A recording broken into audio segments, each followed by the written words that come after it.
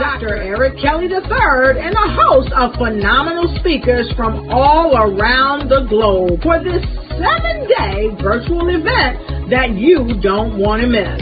The mission of the Black Business Expo is to raise scholarship money from kids all the way from high school all the way from college. The Black Business Olympics is one of the largest Black business showcases in the world. It is an opportunity for businesses and companies to showcase their businesses globally. We are going to be giving away laptops up to $5,000 away to students. Again, I'm Olivia Appleberry, the founder of 2 Cents Finance and one of the speakers for the expo. I am so excited to see you there. For more info, go to www.blackbusinessexpousa.com or call 919-308-9090 and hope to see you there. I am Black Business. From the moment I wake until the time I sleep. Yes, I am Black Business. I am Black Business. Tell me, are you Black Business? I am Black Business. Do you support Black businesses? Listen, I support Black business because I am Black Business. Black Business Expo, one of the largest business showcases in the history of Black business in the world. The world! Sign up today at www.blackbusinessexpousa.com or call 919-308-9090. I am Black Business. I am Black Business. From the moment I wake until the time I sleep, I am Black Business. I am Black Business. Are you Black Business? I am Black Business. Do you support Black businesses? I support Black business because I am Black Business. Black Business Expo, one of the largest business showcases in the history of Black America in North Carolina. Join Dr. Eric Kelly III and a host of phenomenal speakers from all around the globe for this 7-day virtual event that you don't want to miss. The mission of the Black Business Expo is to raise scholarship money from kids all the way from high school all the way from college. The Black Business Olympics is one of the largest Black business showcases in the world. It is an opportunity for businesses and companies to showcase their businesses globally. We are going to be giving away laptops up to $5,000 away to students. Again, I'm Olivia Appleberry, the founder of 2 Cents Finance and one of the speakers for the expo. I am so excited to see you there. For more info, go to www.blackbusinessexpousa.com or call 919-308-9090 and hope to see you there.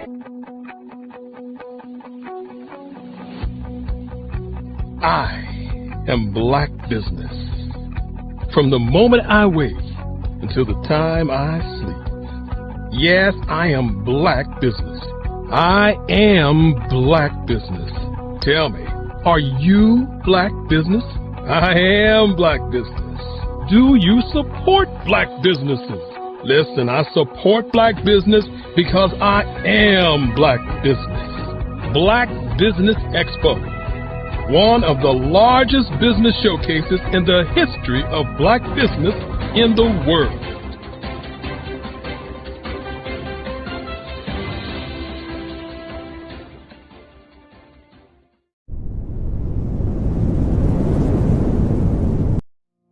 Did you know that approximately 333.34 million businesses exist today, according to a report from 2021?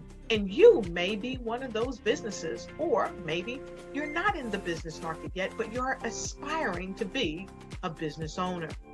Well, guess what? you're in the right place at the right time. Because let's face it, everything is about timing and opportunity. Hi, my name is Dr. Lotus Richey, and I'm the CEO and founder of the Lotus Richey Coaching and Consulting LLC, along with the Lotus Richey Ignite Show. 15 minutes of success with Dr. Lotus Richey, as well as books to boom your business and bring who you are. And today, I want to bring this amazing message to you about the Black Business Network and the Black Business Olympics. See, the Black Business Network and the Black Business Olympics is designed to help people just like you, that's right, that look like me, to take their business to the next level. Not just in your front yard or your backyard, but globally. The Black Business Network and Black Business Olympics is designed not to just help you survive, but to help you thrive. So join us today as we come together with businesses all around the world to support our students, our children, our young teens, our young entrepreneurs. What we do is we come together to help raise funds for students who are aspiring to be business entrepreneurs, who are aspiring and who are thriving in college. We endow them with a wonderful opportunity to gain scholarship of either a laptop or several thousands of dollars. And we invite you to help be a contributor to this amazing opportunity to help someone that looks just like you. So join us today at our website and let us connect with you and help you ignite and take flight in every area of your life on the Black Business Network and the Black Business Olympics. I'll see you on the other side.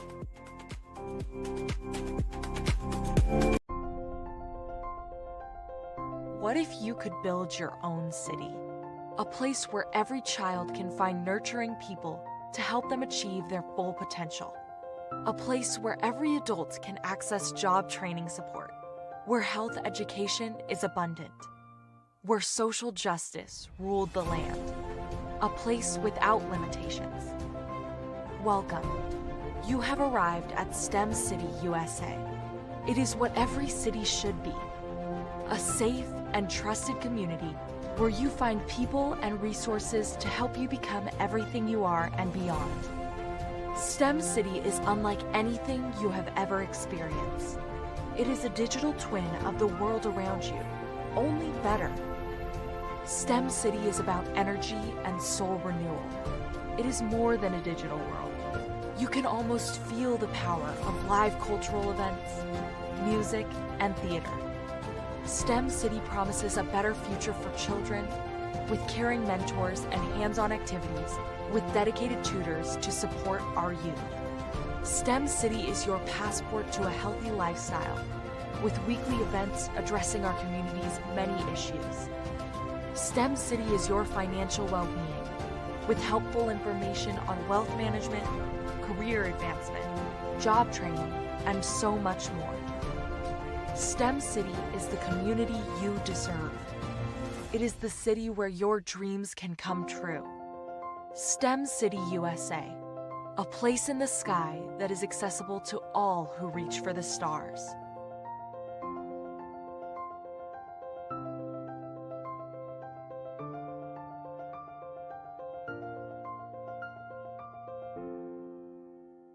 Welcome to Intentionality with Dominique, the show that helps business owners become valued and in-demand suppliers in the marketplace to scale their businesses.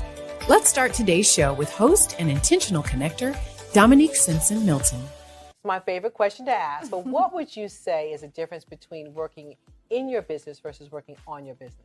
Oh my goodness, it's a mindset for sure. And prior to working with the council and working with you, I don't even know that I placed as much emphasis and importance on it. But now I understand the importance of working on the business, which is that business development, strategic planning, taking that 30,000 foot view, every 6 months and definitely at least once a year to find out what's working well, what's not, pivoting if there's a need to pivot, adding new verticals, Like that's working on the business. Working in the business is the day-to-day operations. Right. Putting out fires in the day-to-day, responding to emails, that type of thing. And working on the business is setting a strategy based on, what's going on in your various industries. What are the trends, and making sure that you are doing the steps to stay in front of those trends. As you grow and as you evolve, I'd say there are a couple of things to that. One is, if you are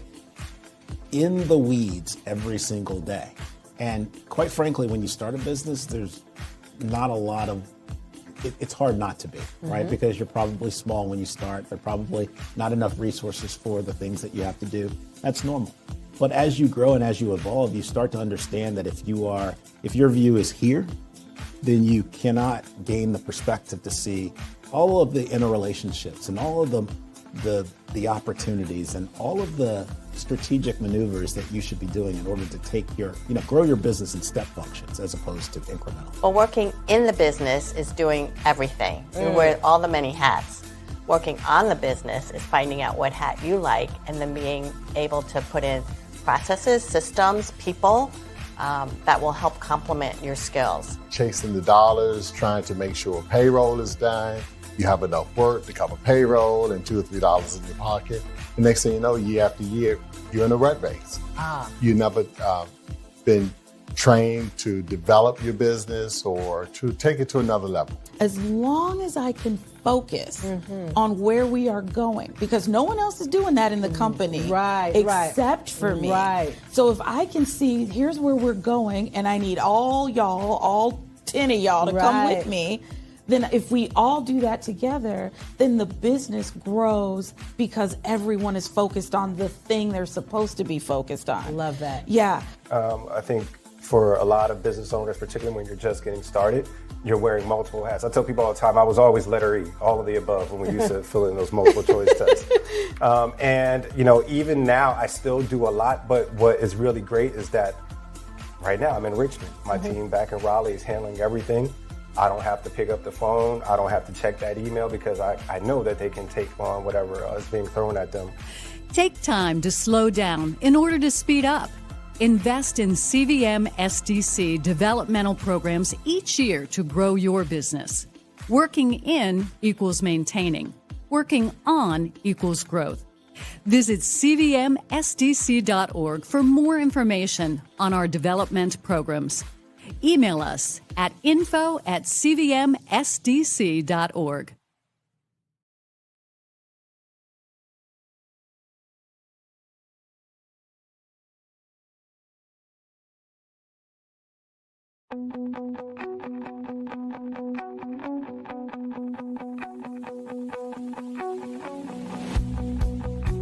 I am Black Business.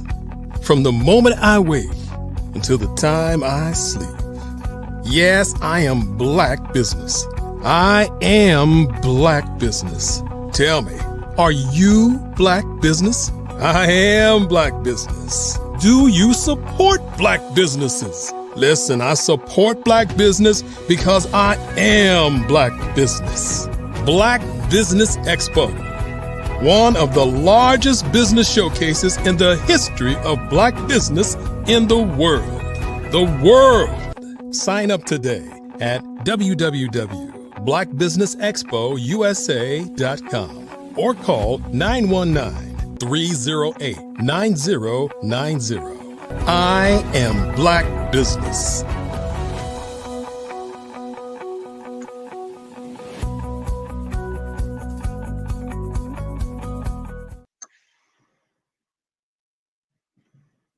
Good day, business owners, entrepreneurs, thought leaders, and corporations.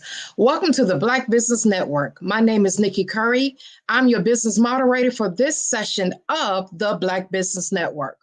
The Black Business Network is a 24-hour business network showcasing Black businesses, business owners, entrepreneurs, and thought leaders worldwide. We have speakers from North Carolina, London, Singapore, Africa, Japan, and cities all over the United States. The Black Business Network is a global community sharing business knowledge to empower, inspire, and educate businesses about business. Our speaker today is the one and only Mr. Jeffrey Clark, co-founder at We Create Enterprise. Jeffrey? Uh-oh.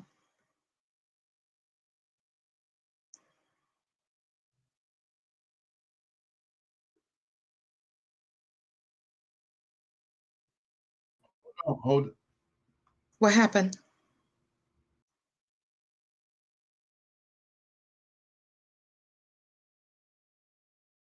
You are a Black-owned business and you're looking for new ways to expand your reach. Or you're a creative and you have an amazing story that needs to be told, seen, and heard. Well, at Fave Unite TV, we're streaming the diverse and authentic narratives of Black American culture. At Fave Unite TV, you have access to product placement, feedback loops, promotional spotlights, and other ways to showcase your brand. And we have fans all around the world that can't wait to see what you're up to. So come to Fave Unite TV because we are showcasing the culture 24/7 with Black stories and Black storytellers. Subscribe to FaveUniteTV.com today. And for more information, email us at info@FaveUniteTV.com or call our hotline at 816-819-9939.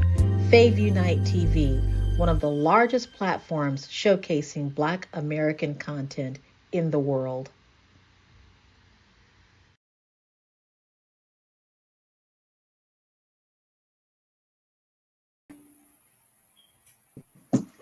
Hello, Jeffrey. Hello. There you go. How are Yes. you? I'm good. I'm good. How are you? Good. I was going to talk a little bit about your background, but I'm going to give you the opportunity to share some information about you. I know you're an alumni of the Hamilton. You're the first Hamilton alumni graduate with a Bachelor of Arts in Technology and Digital Media. You're a multilingual entrepreneur and technologist that's passionate about leveraging technology to create products and user-centric experiences that effectively address consumer needs, empower people, and drive business value. I'm going to let you take it from there, Jeffrey. I think you can do it more justice than I can. Tell us a little bit about you and your background, please.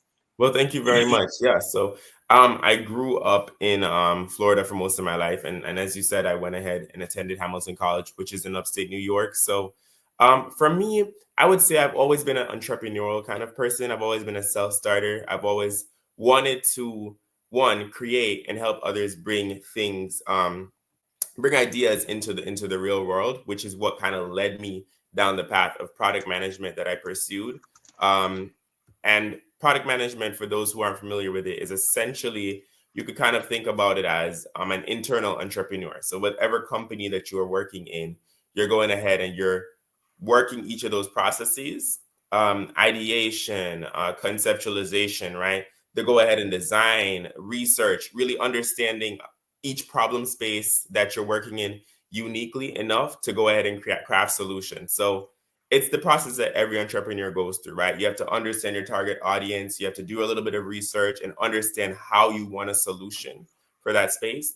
And for me, I found my way into that after creating my major. I was invited by JP Morgan Chase to their Code for Good Summit. And I started learning about this thing called design thinking, which took me off of the traditional path of, I would say, software engineering, because I was initially studying computer science before I designed my major. And it took me down this awesome path of, ideating and creating and designing and really understanding what it really means to go ahead and own the idea from start to finish, right? And that took me to product management. From product management, I worked at IBM for a bit, and now I'm doing my own thing with We Create Enterprises as a product consultant. But I'm super excited about helping entrepreneurs and creatives and people who really want to brand themselves and get their products launched to do that in a way that's meaningful, especially for those of us who are underserved, those of us who are from diverse places and things like that, to really get our ideas heard. Wow. You are an inspiration. It is something that we definitely need. Let's unpack this a little bit. Based on all the things that you're doing, that you're currently doing, what are some of the challenges that you face as an entrepreneur, business owner, that kind of thing? Tell us a little bit about your journey, if you will. Yeah, for sure, for sure. So I think for me, entrepreneurship, because I said I'm naturally entrepreneurial. So just to give you an understanding of what I mean by that is I started out my entrepreneurial journey in middle school, actually. I started out selling candy to various peers and friends and things. And I had a little bit of fun with it, right? And I think that's like the very basic, a basic form of entrepreneurship, right? Not really where you're coming up with a new solution to a problem, but where you're using existing materials.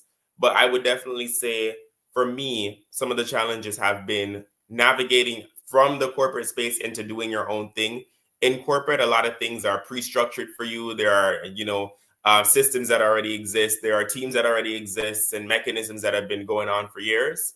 Whereas when it comes to starting your own thing, you have to build those mechanisms. You have to build those structures and those systems.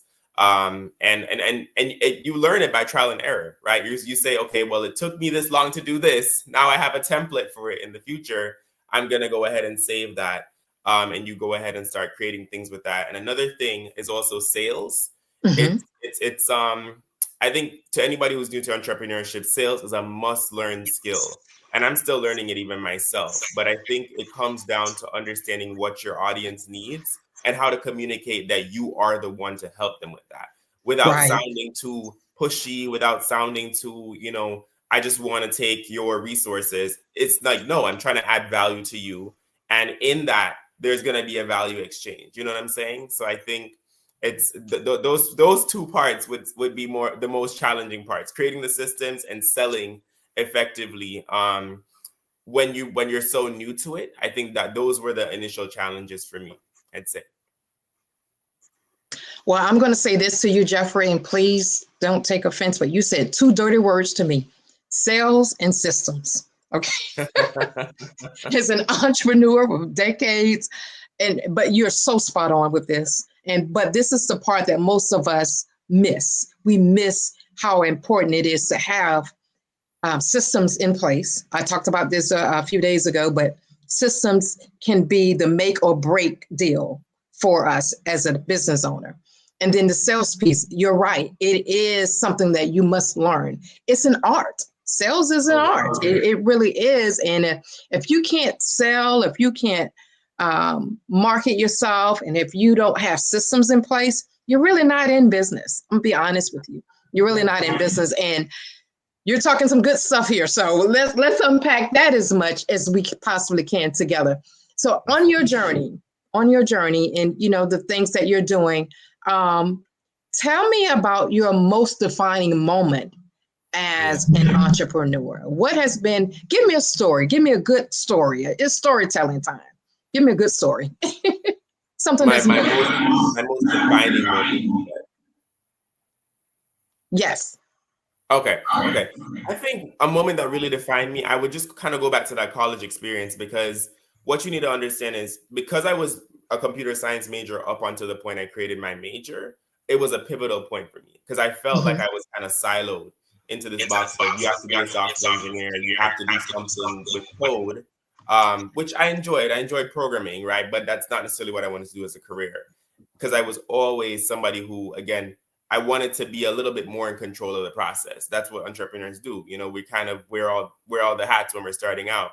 So for me, when I created my major, it gave me the leverage to be able to have more opportunity in my college experience. So I applied for the Social Innovation Fellowship via the Levitt Center at my school.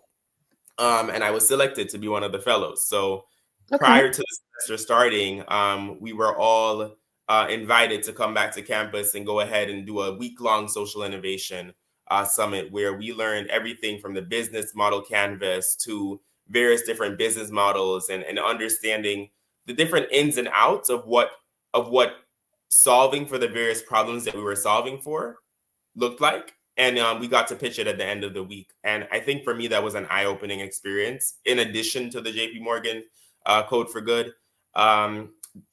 that I had attended because of the fact that I had finally begun to get my hands kind of in the weeds when it comes to entrepreneurship, as opposed to just, middle school selling candy. I respect that for sure. But this is a little more complex. You're thinking about, who am I serving? How is it going to impact them? How deep do I want to build it? What kind of materials do I need, right?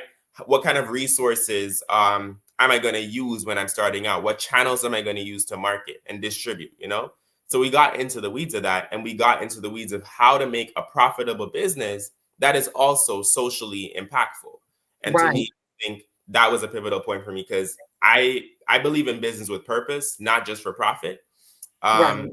As I'm serving people, if you come to me with an idea or a product that you want to launch, I want to kind of help you reverse engineer as to why you even want to launch that particular solution first, right? Because we want to make sure that you're not wasting marketing dollars on something that's not validated. We want to make sure that you can validate your idea, that people are willing to buy that and pay for that before we even start pushing out the branding and the positioning around that idea. You know what I'm saying? So it's really wanting to serve the consumers and really wanting to make products that actually are meaningful and impactful. I love what you said when you said you do this work not just for the profit, but you want people to have a purpose with their business and what they're doing, and the reason of that, the reason for doing business. So let's talk about this from a lens of diversity and inclusion. How do you prioritize diversity and inclusion in your body of work, and how has that helped you throughout your journey as well as your clients? Yeah, I think being a Black product manager and just a Black technologist in general has helped me to have that background, because even navigating that experience of being a STEM professional in college and even in industry, there aren't many that look like us in some of these fields, especially in product management. I advocate for more and more Black product managers all the time, right? But I think the reason for that is that these are the positions where decision-making is crucial. Right. The kind, even down to the applications you use on your phone, like down to how WhatsApp is structured, down to how, the latest new release of Apple or the iPhone is structured. Right. There are product managers and technologists that go into that. So on the weeds level. And for me, it's like, you don't have to be as big as those companies if you want to launch. Right. Every entrepreneur and creative that we are, speaking with and that we're working with, we want to give you that same level of understanding of how to do product research and how to, how to go ahead and navigate these different conversations and spaces, but you don't have to be on that level to get it. And I think I prioritize it there, because I'm working, I'm focused on small businesses, focused on creatives, on aspiring entrepreneurs, who may not have all that capital to launch, but they have a bright idea and they have something that's going to serve society in a meaningful way. And maybe they didn't know how to go to market with it, but now we're helping them to do that. So I think for me, even based on my own personal experience, I wanted to get into this field to learn the tools to bring it back to the people. Love that. Love that. That sounds like innovation on steroids. That's what that sounds like to me. Awesome. So let's talk about those that are getting started, aspiring entrepreneurs. They're not sure what to do, where to start, or even if they should be in this lane. What advice would you give to those aspiring entrepreneurs who are uncertain? They've probably been through some things, they've had a lot of challenges or faced a lot of barriers or hiccups and obstacles along the way. What advice would you give to those aspiring entrepreneurs that are coming your way?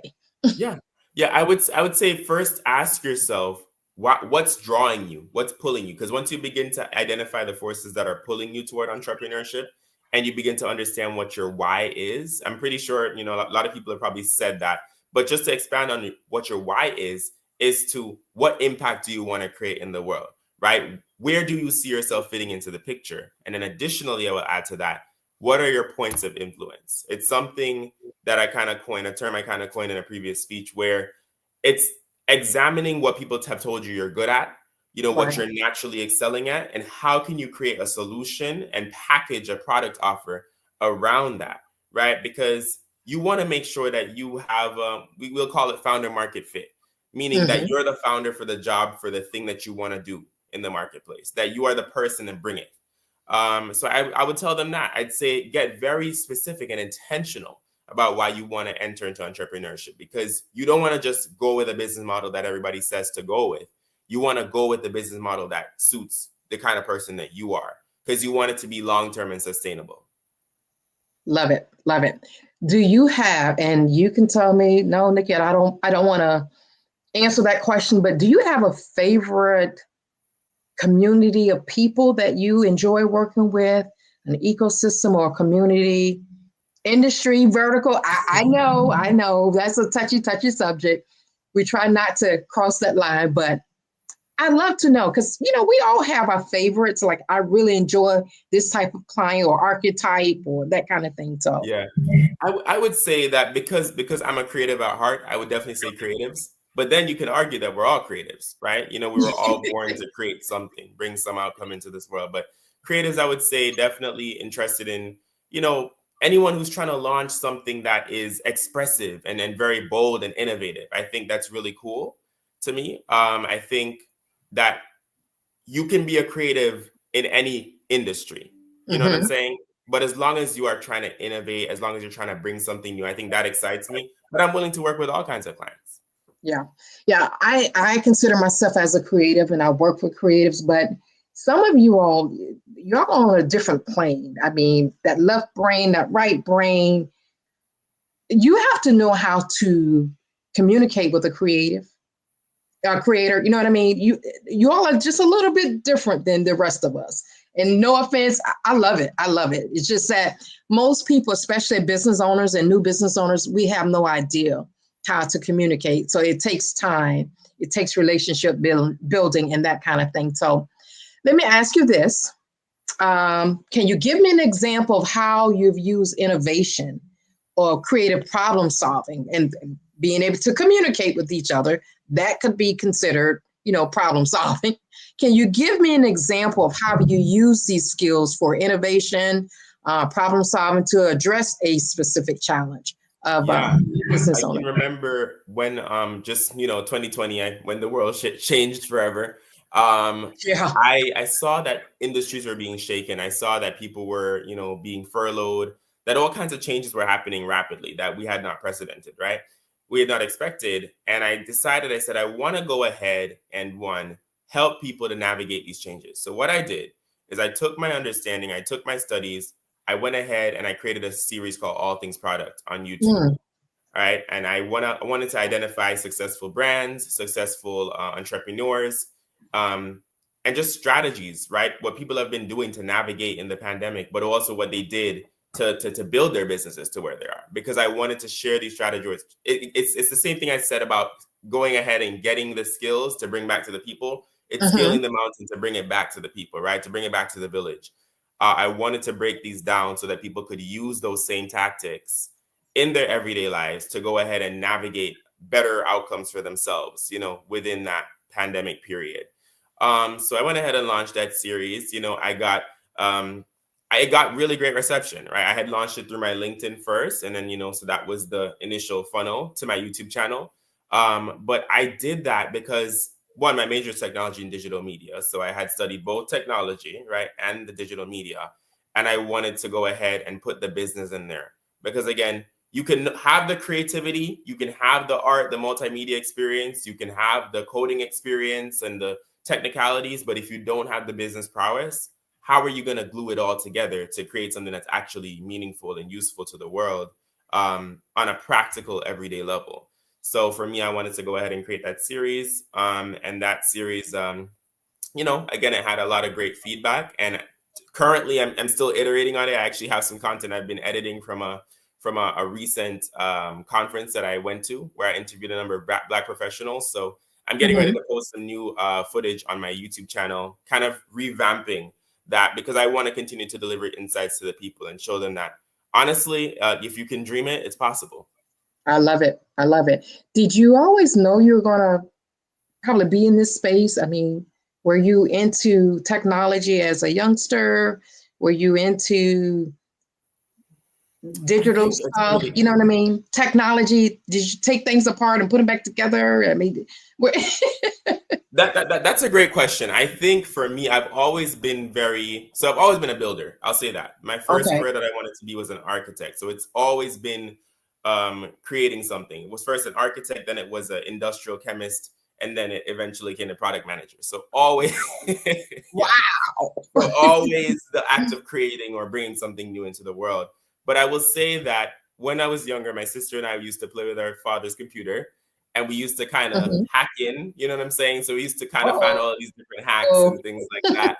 So I guess if you were asking me back then, could I have seen this for myself? I would say no, because it's not like I was planning to go study computers or programming or any of that. I was always very entrepreneurial, as I said, but I don't know that I would have predicted this kind of path at all. No.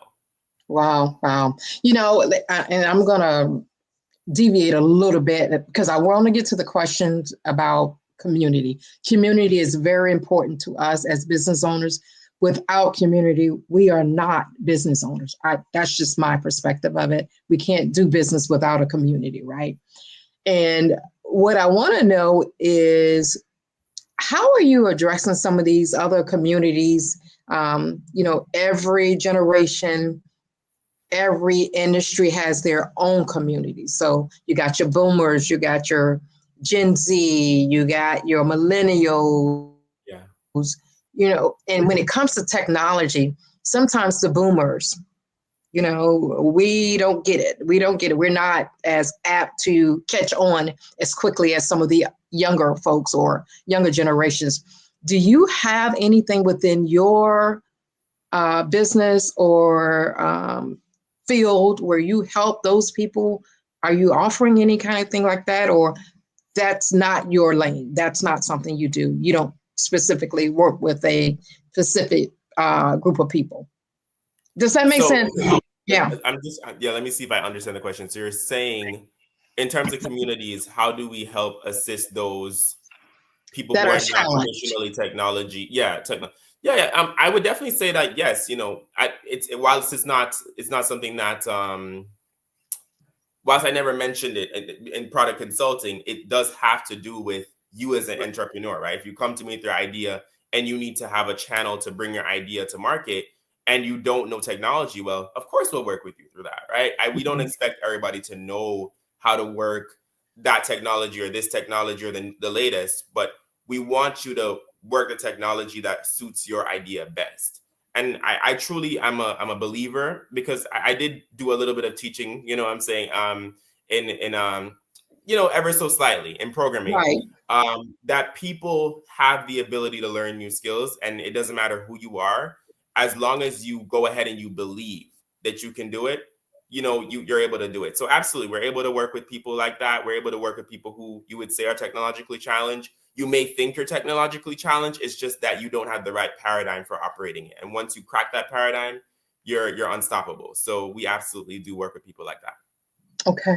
And we're going to stay in the lens of community, because again, we do understand how important it is. So as a business owner, entrepreneur, creator, innovator, all that good stuff, how does your business contribute to the community? And do you have any specific initiatives or causes that you're most passionate about? Let's talk about the personal side, the business side. Let's put all of that together and talk about that. Yeah, I think I'm very passionate about, first and foremost, creating community within the Black entrepreneurship ecosystem, especially where I am in South Florida. So I am involved with various entrepreneurial ecosystems down here. And I think just the mutual support of being in communities like that, I think, is one, enriching to me, but anyone in there, any resources I have, any things that I have that I come across that are relevant, I'll share with people in my community. So that's one thing. But another thing that I've been doing and looking into is really how to bring together more and more of us Black entrepreneurs around various topics that affect our community. Not necessarily just in terms of like business output, but in terms of upbringing. You know what I'm saying? Even topics affecting Black men, and in terms of upbringing, when it comes to, for instance, like role models in our community. You know what I'm saying? Those are some of the areas that right now I've kind of been behind the scenes working toward creating impact in. And so there are some things brewing. I don't want to reveal too much right now. But, I got you. There are some things. Right. You can stay tuned. Connect with me. But yeah, I would definitely say things relating to our community and how we're coming together around these types of initiatives. And another thing too is also wealth in our community. So I am also a wealth consultant. So I am helping Black families and Black professionals kind of really take control of their wealth and legacy in ways that are going to create generational impact right now. I think that's very important to me, because I think we can talk about all these ideas. We can talk about the upbringing. We can talk about the role models, but how are we securing the future of the community? So those are some causes that are really, really important to me. Oh, I love that. I'm right there with you. I totally agree with that. Stance. Oh, sorry. One more. Can I say one more? Yes, please. Yeah, because earlier this year I spoke at 2 different conferences relating to education and career. That's very important to me as well, that we have pathways to STEM and sustainable careers for our Black youth. I think it's really, really important that we highlight these kinds of initiatives like Year Up, like the Posse Foundation, even like Code 2040. All of these organizations I've had affiliations with, and I think the more that we can get people of our community, pipeline into these programs, I think there will be a lot more sustainable outcomes within our community to create that generational wealth, to go ahead and have that success that we're looking for as well. Yeah. You mentioned the Posse organization, right? Yes. That's an organization. Tell me a little bit more about that, because I want to tap in it. I read that on your bio and your information. I was like, okay. Yeah, that's interesting. Tell us a little bit more about that. So that's the Posse Foundation. The Posse Foundation is a foundation that was based on the premise that if students went to school with a support group or people who are from their similar area, that they would stay in college and not drop out. So it was founded on that premise. So the way it works is that there's a group of several schools, and students get sent to each school in packs of 10. But there's a very selective process, right? That candidates have to go through, and it's, by the way, full tuition scholarship. So wow, yes. So it is a useful scholarship, but so it's a very selective process. You do go through the rounds and things like that, but eventually you get paired with the group of 10, which becomes your posse throughout your college experience. You get a mentor throughout college. You get all these different resources to navigate college with. And then after that, you get plugged into a network of alumni afterward, where they have various events and various opportunities and things. So I would say, for people who are looking to kind of expand out of their horizons and expand their opportunities and maybe go out of state, or they don't have the funding for traditional college, that might be a route to explore. Definitely, for sure. Wow, great information. We definitely need to check out the Posse Foundation. You're doing good work there. You're doing good things for our youth, and we need it. Now, I want to turn the page a little bit here and talk about, how do we know when we need you, right? What if I've been in business for a while and I'm not necessarily an aspiring entrepreneur? I am in the trenches. I am in full mode of entrepreneurship and owning a business, but I'm trying to do something different. I'm trying to come up with something. I have a proof of concept, or I have something going on. Yes. How do I know, as a seasoned entrepreneur, how do I know that it's time to call on Jeffrey Clark? How do I know, okay, there's no sense in me trying to figure this out on my own. Let me call a professional. Yeah. So if you're not certain about whether your idea has what we would like to call in my industry product market fit, whether people are willing or ready to buy that kind of product, that's a time to call me for sure. If you're not certain about what kind of solution you want to make, you've identified the problem, that's also another time to call me. If you've identified a solution that you want to put forth, but you're not so solid on the delivery, that's another time to call me as well. Wow. Great answers. Yeah. Do you run into this type of scenario often? people been in business for a while and they become stuck or whatever, and you're the solution to their problem. Do you run into this scenario quite I've often? spoken to a number of different people who are at different stages for sure. I recently spoke to somebody who has been in business, but now they would like to scale, right? And I think it's from like a messaging standpoint. They want to know what is it that's going to take their brand from A to Z. You know what I'm saying? From now to the future. So, we do run into it for sure. I think every case is different because we've dealt with a variety of different backgrounds, you know what I'm saying, at different stages of entrepreneurship. Right. Love it. Love it. Love it. Love it. What do you see for your business? Let's just say 10 years from now. Where do you think you will be? What's the big audacious goal? What's going on? Can you share any, no, not proprietary information, but can you share what's on the horizon? I think one of the biggest things, if you look at the name, We Create Enterprises, I want you to focus on that we. We for me stands for community. It's not just about I or you, it's about us. And it's about, I want to grow this into a movement of one, we are creating the future because we are all creators, whether you believe it or not, you are a creator. Right. And I think I want to create more community around We Create. I want to create more mechanisms, more opportunities, forums for community, for different entrepreneurs to be able to interact and connect. So that's what the future is looking like, I think, for We Create as well. But I want it to be known as a place where you can get your idea birth, right? You don't have to be stuck at the ideation phase, or you don't have to be stuck at, I have a solution, but I'm not sure how to package it. I'm not sure who to talk to or what channels to go through. I have an idea and I know exactly where to go. And I know where I can find support and community for that idea. Love it. Love it. Love it. Now, I asked you a similar question earlier, but I want to go back. I want to go back and unpack this. Can you just give me some steps, before we get to you? But we know we're going to call upon you. We know we're going to call you, and we care. What are some of the things we need to have in place before we get to you? As entrepreneurs and business owners, what are some of the things you suggest that we kind of set that foundation for us? Okay. So say you have a particular idea, right? You want to understand, okay, what industry you want that idea to be in? Like, why do you want it to be that particular idea? Why are you solving for that problem space? What draws you to that? Kind of want to understand a little bit about that, right? You don't have to have it all written down, but come with that in mind so that we can discuss it during our discovery interview. Because in that first process, I want to learn all about you, what your ambitions are in terms of this particular direction you want to go as an entrepreneur, and really where you see this going.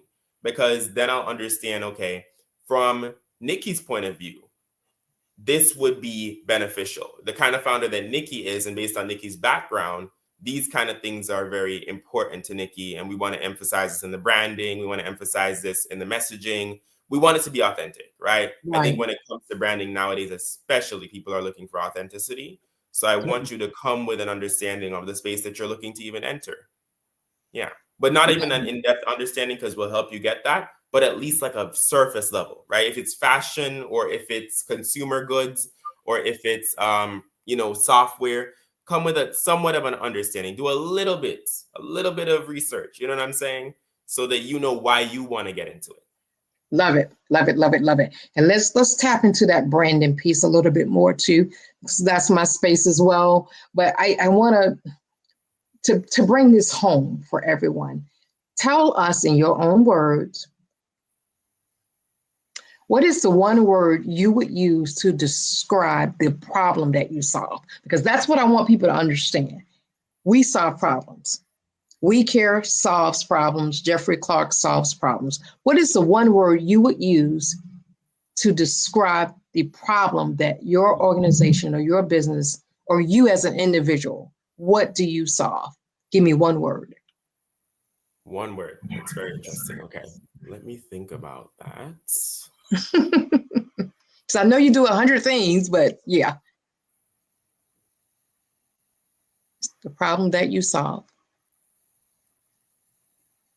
So let me give you an example while you're thinking, while you're processing. So take for an example, Dr. Martin Luther King Right. III. He solved the problem of what? When you think about him, you hear his brand, you hear his name. He solved, most people would say what, civil rights? That's 2 words. But I would say humility, humanity, you know what I mean? When you think of Jeffrey Clark and We Care Enterprise, what is that problem that you solve? Because that's what we're thinking about. Like I solved the problem of obscurity, right? Being invisible. It's probably 100 words that come up for you.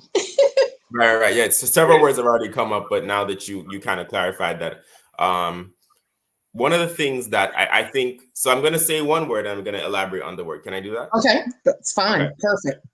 I will say that we help you to find marketplace alignment. Okay, alignment. Alignment is the word. Ooh, right? That's Alignment good. not only with this physical reality of the marketplace, but Right. alignment with what you're thinking in here. That's right? good, Jeffrey. That's good. So we want to make the 2 realities match. Right. Right. Oh, I love that. Oh, right. You right. sparked something in me. Yeah, I like that. Alignment. That's a powerful word. And most of us take that for granted. Most of us take that for granted. Oh, gosh. We're almost done. I really want to get down to a couple of more things. This is like parting advice almost, but it's the actionable steps you would encourage our listeners and viewers to take today. We're always building. We don't want to date anything, but if we were going into a new season, let's put it that way. We're going into a new season, our second act, so to speak. Mm-hmm. What are some of the action steps you would advise us to take right now? Yeah. And is this just like regarding business or just in general action? It can be in general, because a lot of times, we always talk about that professional development piece, which is very important. But sometimes that personal development is it's the launching pad that we need to get to professional development. Yeah. I would say first consider where you are as an individual, because I was listening to something very profound the other day, and it said that it's not the business vehicle often that fails, especially when it comes to established business vehicle, it's the person that fails. So it's like, check where you are personally, check, are you ready to go ahead and take on a particular endeavor? Ask yourself why. I would definitely say that, right? Especially if you're looking at a new business venture. But just advice when it comes to getting into the new year, when it comes to starting new opportunities, I would definitely say, really go ahead and look around you. And kind of take stock of where is calling out for help, right? Where are the problems showing themselves? Opportunities all around us. There's such an abundance of opportunity, but it's really, again, goes back to where are you best suited to go ahead and offer the value, right? As long as you do that, I'd say go ahead, write down some various problems, some various areas and things that you're passionate about, and just keep it in mind in the back of your head, because you'll be surprised how you'll start to notice the connections between different things and potential opportunities for you to be able to serve other people, because business is all about service. Yes, it is. Getting into entrepreneurship, you'll be able to understand, okay, here's the problem space. So now I can start ideating a solution, as opposed to thinking, here's a solution that's needed. It's not backwards. You're going ahead and really acquainting yourself with where needs help. And then also considering yourself as an entrepreneur, that first part, where you are you ready to get into this or are you not? I would definitely say that. Love it. Perfect. Well, we've come to the end. I hate to let you go, Jeffrey. I really hate to let you go. And Recreate Enterprise. Awesome. Please tell us how we can connect with you after this show, and how we can help and serve you. I don't know if there's anything that you need, any challenges or anything that you need, let us know. We're here for you, but let us know how we can contact you and Most connect. definitely. For sure. So I do have a quick form that I would love for people to check out really quickly if you want to stay in the loop with us. Do you see that in the link? I send it in the studio chat. If you can share that. No, that's okay. Go ahead and tell us what it is. Okay, I'll go ahead. Can I share the link in the chat? Is that okay? No, but that's okay. Can you just tell us, is it a link? Is it a URL? It is a URL. Okay. Yes. Yeah, if you can just verbally tell us. Okay, well, you can connect with us via our website at that's our email. Our website is wecreatehub.com. Okay. And then our email is info@wecreatehub.com. Love it. Love it. You can connect with us both of those ways for sure. And then feel free to reach out. I do have I do have a couple links here as well. But that's fine. You can feel free to reach out via either of those methods. Yeah, we're trying to get we'll do our best to put everything in the showroom and all of that stuff. I see the forms. Yeah. Awesome. Repeat that information for us one more time, how to contact you, as well as do you have any social media channels you would like to share with us? I certainly do. You can connect with me. You can follow me on LinkedIn as well. That's Perfect. Jeffrey Clark. You will see product, you'll see speaker, product, and all that different stuff in my title. I'm trying to be as specific as I can without looking directly at the screen. But you can find me on LinkedIn for sure. And then that email again is info@wecreatehub.com. And then the website is wecreatehub.com. So I can spell that. It's WECREATEHUB.com. Awesome. Jeffrey, thank you so much for being here with us today. Thank you for sharing this time with me. I know you could be anywhere else but here. We really appreciate you, and we hope you will come back and see us soon. Okay? Thank you very much, Nikki. Awesome. No problem. And remember, everyone, genius is common, and I will see you on the other side. Take care.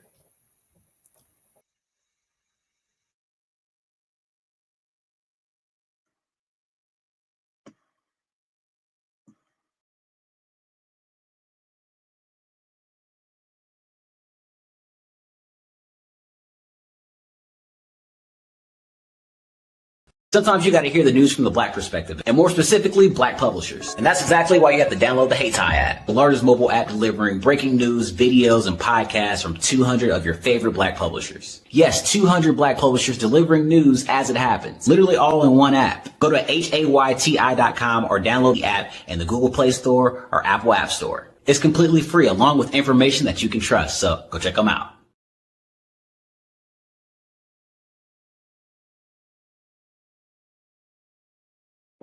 Ladies and gentlemen, and fellow professionals, please allow me to introduce myself. I am David Jones, the co-founder and CEO of the Hello LLC, where I am passionately dedicated to guiding individuals and businesses toward their own return on time investment.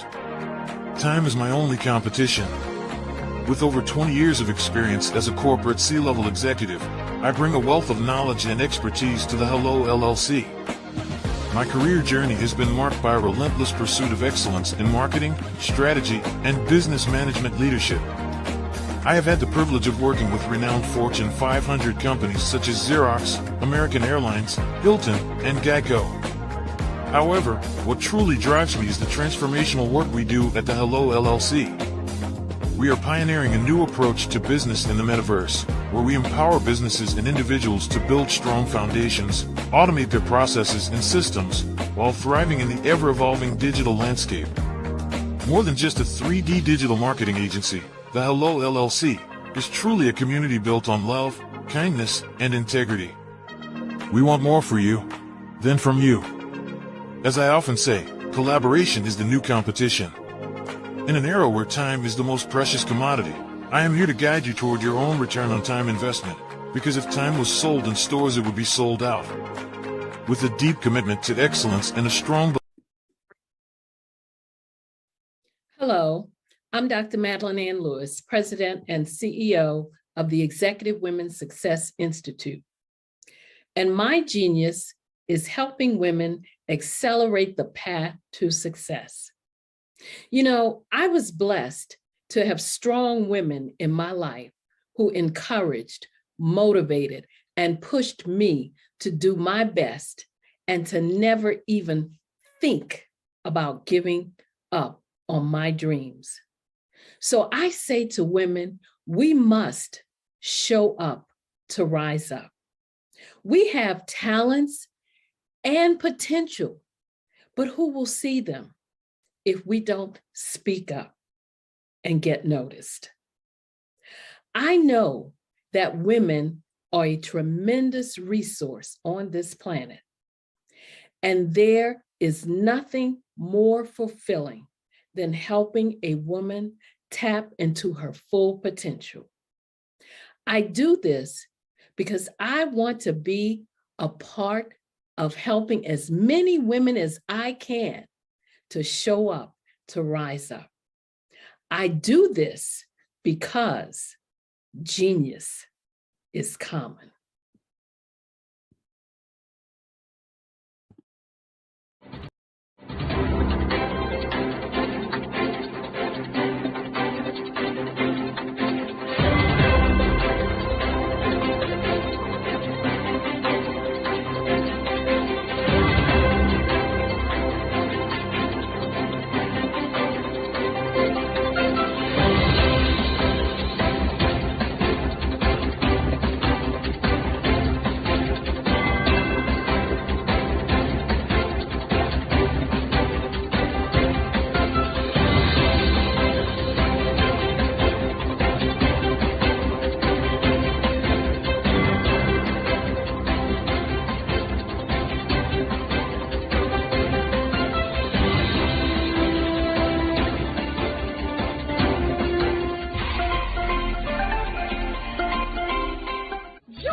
Dr. Eric Kelly III and a host of phenomenal speakers from all around the globe for this 7-day virtual event that you don't want to miss.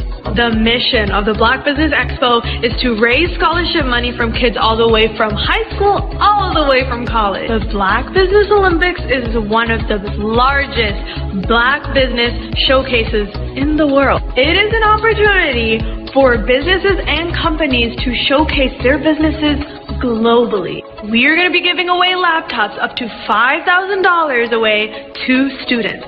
Again, I'm Olivia Appleberry, the founder of 2 Cents Finance and one of the speakers for the expo. I am so excited to see you there. For more info, go to www.blackbusinessexpousa.com or call 919-308-9090 and hope to see you there. I am Black Business. From the moment I wake until the time I sleep. Yes, I am Black Business. I am Black Business. Tell me, are you Black Business? I am Black Business. Do you support Black businesses? Listen, I support Black business because I am Black Business. Black Business Expo, one of the largest business showcases in the history of Black business in the world. The world! Sign up today at www.blackbusinessexpousa.com or call 919-308-9090. I am Black Business. I am Black Business. From the moment I wake until the time I sleep, I am Black Business. I am Black Business. Are you Black Business? I am Black Business. Do you support Black businesses? I support Black business because I am Black Business. Black Business Expo, one of the largest business showcases in the history of Black America in North Carolina. Join Dr. Eric Kelly III and a host of phenomenal speakers from all around the globe for this 7-day virtual event that you don't want to miss. The mission of the Black Business Expo is to raise scholarship money from kids all the way from high school, all the way from college. The Black Business Olympics is one of the largest Black business showcases in the world. It is an opportunity for businesses and companies to showcase their businesses globally. We are going to be giving away laptops up to $5,000 away to students. Again, I'm Olivia Appleberry, the founder of 2 Cents Finance and one of the speakers for the expo. I am so excited to see you there. For more info, go to www.blackbusinessexpousa.com or call 919-308-9090 and hope to see you there. I am Black Business. From the moment I wake until the time I sleep. Yes, I am Black Business. I am Black Business. Tell me, are you Black Business? I am Black Business. Do you support Black businesses?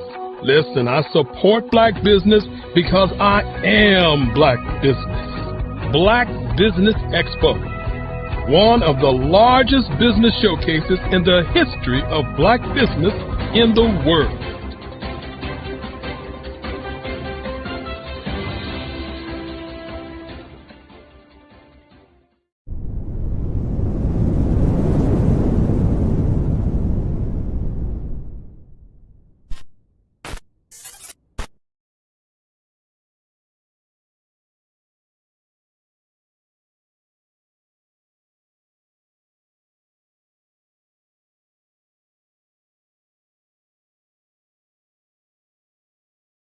You are a Black-owned business and you're looking for new ways to expand your reach. Or you're a creative and you have an amazing story that needs to be told, seen, and heard. Well, at Fayview Night TV, we're streaming the diverse and authentic narratives of Black American culture. At Fayview Night TV, you have access to product placement, feedback loops, promotional spotlights, and other ways to showcase your brand. And we have fans all around the world that can't wait to see what you're up to. So come to Fayview Night TV because we are showcasing the culture 24/7 with Black stories and Black storytellers. Subscribe to FayviewNightTV.com today. And for more information, email us at info@FayviewNightTV.com or call our hotline at 816-819-9939. Fayview Night TV, one of the largest platforms showcasing Black American content in the world.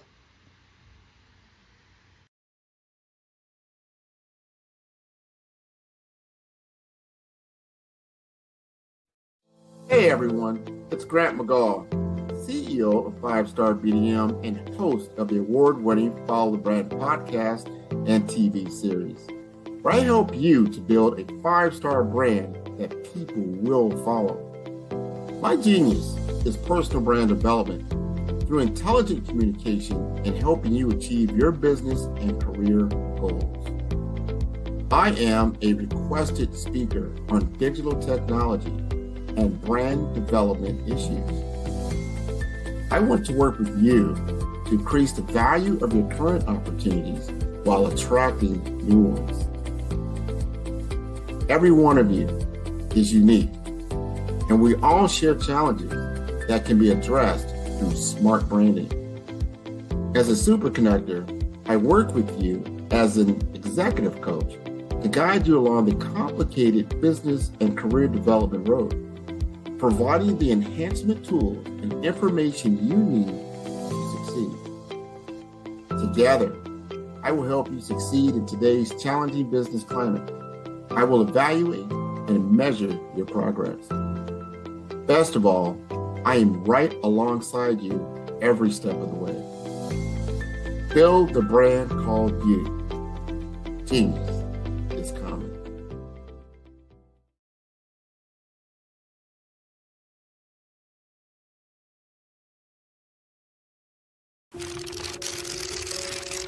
Bravery is not the absence of fear, but the ability to overcome it. We stand for those who defy suppression, who speak out, and those who walk the road less traveled. Everyone deserves to be seen and their voices to be heard. We're sparking a movement, growing a community of creators united by the desire for freedom, choice, equity, and ownership. At Fanbase, it's all for one and one for all. We support each other to guide, promote, and uplift you in a place where you can unapologetically be yourself. A place where your voice, ideas, and creativity are not just welcomed, but celebrated. We are Black founded, minority funded, and supported by a diverse, inclusive, powerful community that believes in the strength of authenticity and individual choice. Regardless of success or background, we welcome you, the marginalized, the underappreciated, the successful, the superstar. We're for all who seek a space to express themselves freely, where they are rewarded for being their authentic, true self. We transcend labels because only we have the right to define ourselves. We are built for the brave, the culture, the creators, and for the future where everyone has a power to shape their own destiny, where all are empowered, voices are amplified, and freedom is embraced. For the first time, you have a chance to own the platform you helped make popular. It's a revolution, a movement in how we connect, create, and share. Everyone is a creator, and everyone has a fan base. Here, you can be you without limits.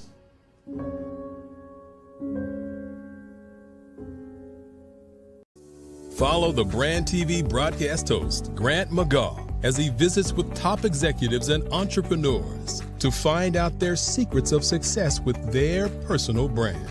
Follow the Brand TV broadcast host as he focuses on brand development to build better relationships, bring value to your business, relationships, and career. You will enjoy listening to each episode that is tailored to speak to you directly. If you're looking for this type of clarity in terms of building your brand, you have tuned into the right station. Each episode will help you to shape a conversation in the 5-star BDM network of 20,000 professionals and become a springboard for your corporate engagement and business opportunities. Each guest will frame their story in the areas of personal branding, business development, career development, financial empowerment, and technology innovation. Grant McGaugh explains why he is the CEO and owner of his own professional career. Grant is an accomplished business leader and entrepreneur who wants to give back to individuals to grow their personal brand strategy. Tune in as he weaves his story about new possibilities, while to you exceed expectations. If you love storytelling, this show will make for fun.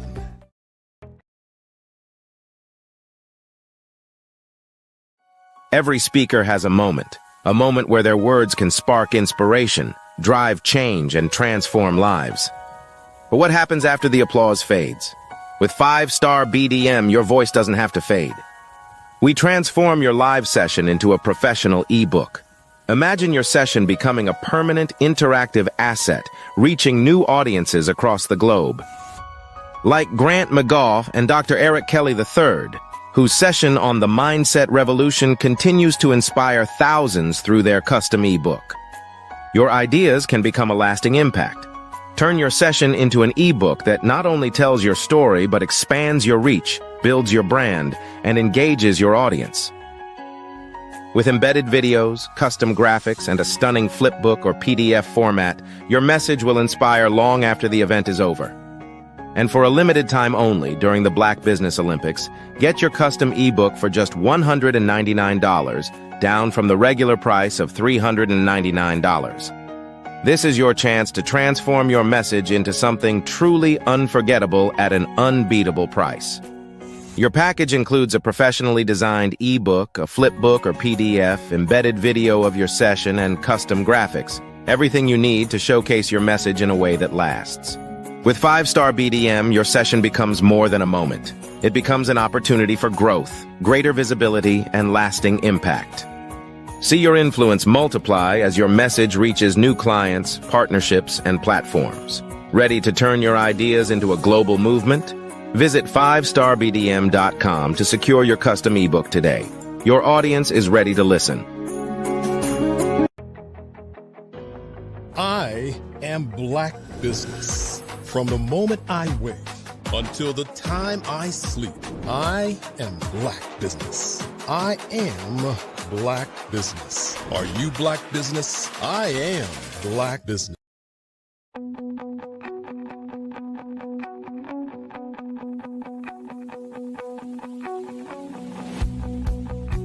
I am Black Business. From the moment I wake until the time I sleep. Yes, I am Black Business. I am Black Business. Tell me, are you Black Business? I am Black Business. Do you support Black businesses? Listen, I support Black business because I am Black Business. Black Business Expo, one of the largest business showcases in the history of Black business in the world. The world! Sign up today at www.blackbusinessexpousa.com or call 919-308-9090. I am Black Business.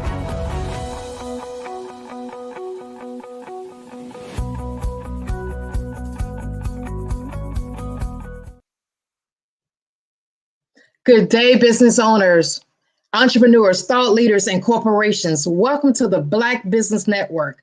My name is Nikki Curry. I am your business moderator for this session of the Black Business Network.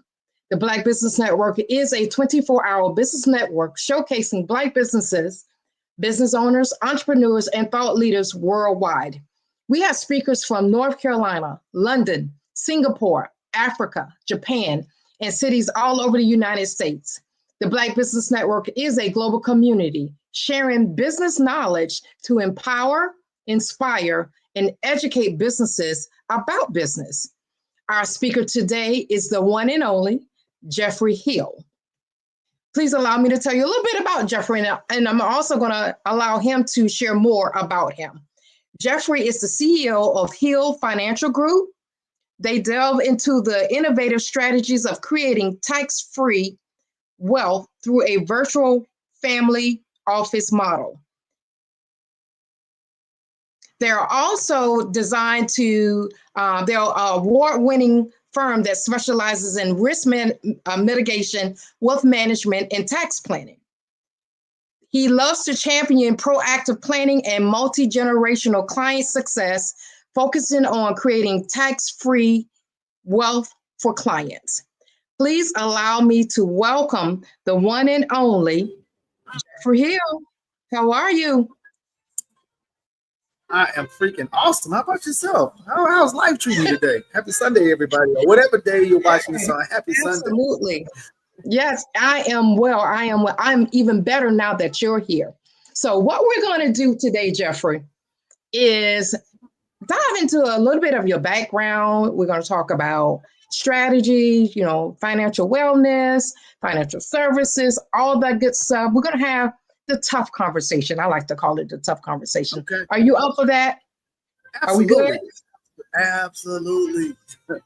Love it. So before I dive into my questions, because I'm a little nosy, so I love to learn from people such as yourself.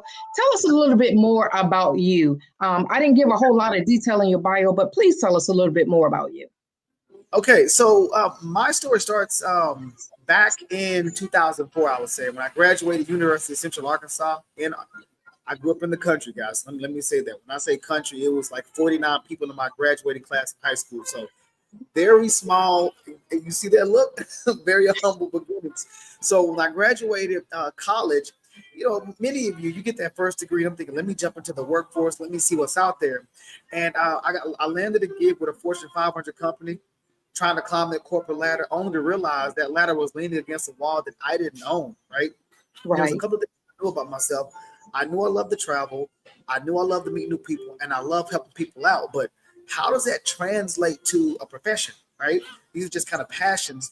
And so any job that I've had, those, I call them my 3 universal truths, I never really felt like I worked. So in this corporate America rat race I was in, my entrepreneur hunger kept just stirring up in me, and I knew I was worth more everything, right? So in 2009, I was recruited in the financial services by a top firm, a Fortune 100 company, and I looked at it. I was getting my MBA at the time, and I realized, hey, this is like me owning my own business. So I jumped head first and started learning a lot. And I was already really excited and passionate about serving the community, learning about financial wellness and generational wealth. But around 2016, something changed, okay? And there was a guy that I went to high school with, played sports with. Good guy, loves his family, had a couple of kids and a wife, and we did some planning for him. And about a year after we put his plans into place, we get a call that no parent ever wants to get. His son had actually choked on a hot dog at daycare and passed away. Oh, no. And so a couple of days after that, we were having a conversation, and he thanked me. And I was a little confused. I'm like, man, you just lost your son. Like, why are you thanking me? And he said, Jeff, listen, there's nothing we can do that can bring our son back. And we would get anything. He was like, but what you did for us, you took care of us, saw things, and helped us plan for things that we didn't even expect to happen. And he's like, and because of that, we were actually able to grieve and not have to worry about how we were going to make this happen financially. And we were also able to get things paid off and kind of have a fresh start. And it hit me probably about a week after that as I was driving to the office. This was the first time in my career that my plans had to show up 100% for a family. We at least expected it to happen. So I share this to say I was already passionate about what I did as an advisor, but that's one of those things that it's a career changer when there's somebody that you know and you grew up with. Right. Perspective in business. So I share that with you guys to help you guys understand where my passion comes from. And I'm a huge advocate of this industry and what we can do, because as a family who didn't grow up talking about money and how to deal with it, I saw what happened when my sister passed the year before I graduated college. What happens to a family when they don't have planning in place? And I remember having to make these phone calls and borrow money to help bury my older sister. And I'm thinking, I just lost a friend, you know, my blood sister, and now I got to hear my mother make these phone calls. Like, it has to be a better way. But it wasn't until I became an advisor, until I had that conversation in my household, and I asked my mother, like, why don't we have life insurance? And she said, well, I don't know the ask. So I'm the person that's always going to make sure I ask. Right? Wow. That's the foundation of what my business is built on, and I've transitioned and grown a lot. And that's what we're here today to talk about different ways I've been able to grow and how I serve the community now. Love it, Jeffrey. I mean, you're stepping on toes, you're hitting home. This is what I'd like to call a sensitive business. In my line of work, we call this a sensitive conversation, but it's a conversation that we must have, and we got to stop putting these conversations on the back burner. We only bring them up when we need them, and that's not good. That's not good. I have someone in my family that is in the financial services space, and they too got into it after losing their oldest sister. You know what I mean? And then losing their mom. Is like, somebody has to wake up here. Right. Somebody has to wake up here. Yeah. Thank goodness for people like you. I really appreciate this. So let's jump in. Let's talk about your business model. All right. It's something different about it. It's something unique about it. I think you call it the virtual family office model. Tell me a little bit about that. So the concept of a family office is nothing necessarily new. But you hear about the family offices on a larger scale. So think about, whether you like him or hate him, President Trump. I'm going to use this, incoming President Trump. This guy has a team of advisors that are around the clock just trying to figure out ways to reduce taxes, increase wealth, and all the other stuff in between, right? And so you see this in your Walmart, your Googles. They have a whole team of professionals that are working on the mechanics of the business. Well, a lot of times from a top-down model, things start on a larger scale and they get smaller and more cost-effective for the everyday average business, right? And so when you think about this, the virtual idea of this is we don't necessarily have to be in-house. So you don't need a big fancy office with all these boardrooms and conference rooms full of people with numbers. We can create this exact same thing on a very lean, flexible field, because The virtual office can cost you $100,000 to tens of millions, depending on how big your organization is, right? So how do we take something like that and make it more affordable to our business owners? Because there's a huge shift in economics with AI and technology and everything that's going on. And sometimes as a business owner, we don't have the capacity to try to have 17 different conversations with 17 different advisors then go back to run our business. And it's just overwhelming at times. So what this allows us to do is operate in our gifts and let us do the heavy lifting. Let us bring the professionals to the table that you need when you need. So the whole idea behind the model is to become proactive and holistic by integrating our strategies with other professionals. Most often when I talk to business owners, they have a very disjointed team. My attorneys over here, my CPAs over here, my financial planners over here, my investment, my insurance, and nobody is talking to each other. So you're getting different opinions from all these other people, but nobody is collaborating everything together to make sure everything is flowing. So it's kind of like a quarterback. The quarterback's thing is kind of have this vision to help move the team down the field to the end zone, right? Who's your financial quarterback? Who's the person coordinating all of this stuff together to make sure your estate plan, your tax plan, your financial plan, everything makes sense. There's a little pause there. I think we're still here. Yeah, I'm here. Most people don't have that in place, and that's exactly what we do. That's the model. Okay, awesome. I can hear you. So for the people who are watching, for the people who are watching, it would not be live if we didn't have any tech glitches. So just bear with us, and we're gonna get through it. So thank you guys for absolutely. This is how you know it's live. If there's a tech glitch, you know it's live. There's no edits right now. We're good. Right. This is not a dress rehearsal. Yeah. Awesome. Yeah. But I like what you were saying. Can you hear me, Jeffrey? Yes, ma'am. Okay. I like what you were saying, how your team is cohesive. That's the word that came to mind. Right. You have the cohesiveness there, because a lot of times you have people all over the place. But right now we're in a culture of, if people don't trust you, they can't do business with you. We're looking for reasons to trust the person that we're giving our credit card to, or we're handing a check to, or we're telling our personal information to. We need to build that trust factor. And I want to ask you about that, because based on what you do, I remember I said earlier that you're in what we call a sensitive business. And we have to be careful with that, because you can help us, but a lot of times as consumers or people that need your services, we have a wall up. We have a wall, and it's hard to break through that wall sometimes. So tell me a little bit about how you, as Mr. Jeffrey Hill, and your book of business and your company and your team, how do you all build trust to gain my trust as a consumer and someone that could possibly do business with you? So it's kind of like seek first to understand, then to be understood, right? And one of the ways we build trust is we want to sit down and have a conversation with you to really get to know what are your dreams, goals, and desires. Like our motto is we create financial security and peace of mind. So if I don't know what kind of moves are needed for you, it's kind of hard for me to serve you, right? So I need to know what's happening now and what you truly want the future to look like. And now let's back into how we actually help you do that. So a lot of it's just sitting down and having a listening ear, and also leaning on technology, because there's things that you might say, and if I'm busy taking notes, I might not hear. So I use a lot of tech in my business, and I use programs that's also going to record the conversation, and it might pick up something that I didn't catch, but then you also get a recording of that. And so that level of transparency helps, because you're going to get the same meeting notes that I get. So you see exactly the algorithm and what it picked up on as well. And so when we do that, having that transparent, helping you understand where the direction we're going is, that helps build that trust and that credibility. But I'm also a person that's always liking to sharpen my sword. Okay. So I'm always learning. I'm always in different courses. I invest a lot in myself to have that seat at the table.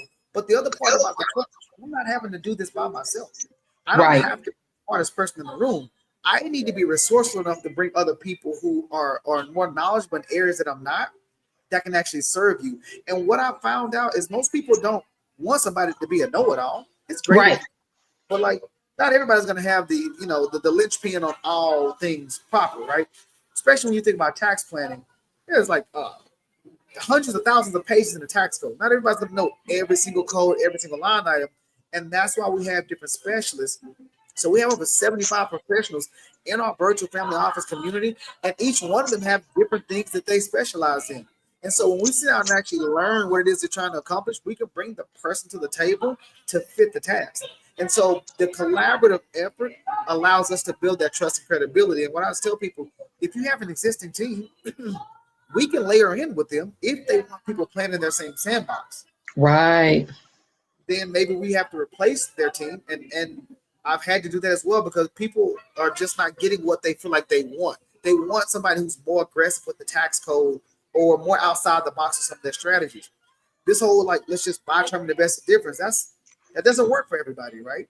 And so Right. what kind of strategies do you have that are outside the box? So when we're bringing, our knowledge and expertise in different areas, people like that, right? And we're not afraid to say, hey, that's a very good question. I'm not sure what that looks like, but let me go invest in that idea and let me see if it makes sense for what we're trying to accomplish. Love it. Love it. Love it. Love it. I want to back up a little bit, and I should have done this in the beginning, but we're going to break it down now. I don't want to assume everyone knows what tax planning is, estate tax planning is. I don't want to assume that our listeners and our viewers, because all of us are not versed in that area. Oh, right. Yeah. Can you break that down? Can you just give me a definition, something that I can understand in layman's terms? What do those things mean? Okay. Those concepts or those strategies or whatever you want to call them, and who are they for? Okay. And so there's 5 different areas that we're looking at: risk mitigation, wealth management, business advisory, legal services, and tax planning. Okay, so let's talk about risk mitigation first. Okay, risk mitigation ideally is transferring the risk from you to somebody else. Like we used the concept of life insurance earlier. Okay, oftentimes, if I were to ask you, hey, what's your greatest asset? If you're a homeowner, you're going to say, well, shoot, I paid $250,000, $500,000 for this home. That's my biggest asset, right? Right. But your ability to earn income is your actual greatest asset, because if you can't earn income, that house that you bought is out the window. So how do we transfer our income earning ability away to somebody else? Well, disability insurance, for example, is a risk mitigation tool, or life insurance is going to help complete your plans if the good Lord calls you home. Right. So when you think about that, we're trying to estimate what levels of risk do you have in your business and what is the cost of that. So I approach a situation kind of like a general contract, right? Let's say we're building a house. The most important part of your house is the foundation, right? Right. And so I would look at your foundation. Are there any cracks? If they are, how big are these cracks? And now what is it going to take for us to build these cracks up so everything you're building is going to be on solid ground? Okay? Mm-hmm. Because if you miss some steps and you're trying to build wealth before you protect it, the moment something happens that we should transfer their risk to, that money that you were trying to save to invest for the future is going to go cover that risk. And so we need to cover our risk first. Wealth management is just kind of what it sounds. It's how we grow and how we dollar cost averaging, how we putting our money aside and where we putting it at. And so one of the things that I do, I'm a bit of a non-traditional advisor. I'm not trying to be the stock pick of the guy day. My goal is that you find money that you're missing unknowingly and unnecessarily. And as we find this missing money, let's transfer it to the future to create more tax-free generational wealth. Right. Well, if you are concerned about tax in the future, there's only a limited amount of tools that we can use that we know we can get true tax-free income from. And so which one of those identify with you? Now, legal services, that's going to be more like estate planning, your trust, your wills, your probate, things like that. I'm a fan of trying to keep the government out of my business as much as possible. And so there are legal mechanisms out there like a trust that can actually protect everything that you're doing, and it allows you to govern your finances from the grave. Okay. And so we have attorneys who typically write the trust. So I always tell people, I'm not the guy that's writing the trust, but I'm going to bring those people to the table based on what we're trying to accomplish to make sure it actually gets done. How many times have you had a laundry list of things and you never really got half those things done because you were trying to do everything? Right. Okay. There's a concept called who, not how. It's not how do I do this? It's who can I just let take care of this for me. Okay, so let us be the who's to get all this stuff done. Business advisory is your scaling. All right, is it company culture? Like, for example, I have some clients, and it's the mother built a seven-figure business. She wants to transfer it to the daughter. Well, if the daughter's not ready to be a business owner yet, but the mom is ready to exit, how do we bridge that gap and make sure they're on the same page with expectations? And how do we make sure that there's a fair transfer of value? Well, maybe we need a business strategist to come in and do the business valuation. Or maybe we need now to have somebody that's grooming and coaching the daughter in business aspects so she's actually ready, right? So there's several aspects to business advisory, but a lot of it is around what's your company culture look like? Do you have a mission and vision statement? Do you have a business plan? Do you need some of the basics? Or maybe you're in partnership and you never had a business wheel done with your partner. That's a pretty rocket. Because in a business, there's two sets of documents you need. You need your financial documents and you need your legal documents. One without the other is not a solid plan. Okay. And so then we get into what tax planning. Tax planning is exactly what it sounds. Compliance and planning is different. Compliance is what you used to do. On April 15th, we got to go ahead and have everything filed and sent over to the IRS. If you're a business, we can go out until like October, right? And most people don't like having a tax plan. Tax planning is about looking at the tax code and being proactive in what we implement to reduce or eliminate your tax liability. There are several parts of the code that we can implement. Now, a deduction and a credit is different. Deduction is what we're used to getting. How my kids are a tax deduction. Great. Okay. Oh, I got a home office. I'm going to deduct that. I'm going to go out to lunch. I'm going to deduct that. All that is good. But there's another part of planning that most people don't know about, which is tax credits. For example, the government might give you incentives to go invest in solar. Right. So if they gave you a 3-to-1 leverage, it means you put $1 in, you get a credit worth $3. How much of your taxes could you reduce if you just understood that?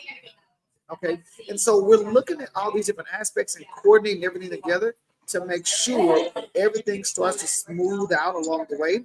And if we can find more money, that means you have more money to invest. So risk mitigation, wealth management, legal services, business advisory, and tax planning are those 5 things that we're looking at.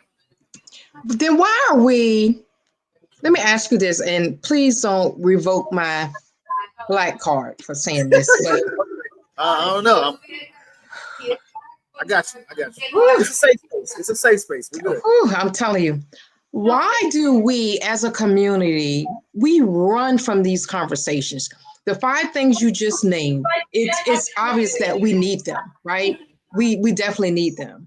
Right. Why do you think as a Black community that we avoid learning about these things, or we avoid implementing these things into our financial house? Do you want me to be real? Yes, I do. Okay. Because it costs money to do it. Oh, you're stepping on toes. You're stepping on toes, Jeffrey. I mean, you know, we traditionally have been taught, save every penny that you get, right? And from an investment standpoint, it's mattress plan, old school. Then it's like the 401k, even when it hurts, just keep putting it. And some of that stuff is rooted in truth. But when I sit down with people and I start asking questions, it might go a little deeper into why are you doing the 401k? Why are you doing this? It's like, oh, that's what I don't know. That's what I know to do. Yeah. Right. But then sometimes we do that and we don't really understand how it works on the back end or the cost to implement some of these strategies. And so because we are natural consumers, we got 1.3 trillion plus in economics. So we spend a lot of money. But in ourselves, sometimes and back on our businesses, it's sometimes really hard for us to do, because once we get our paycheck, oh, this is my money.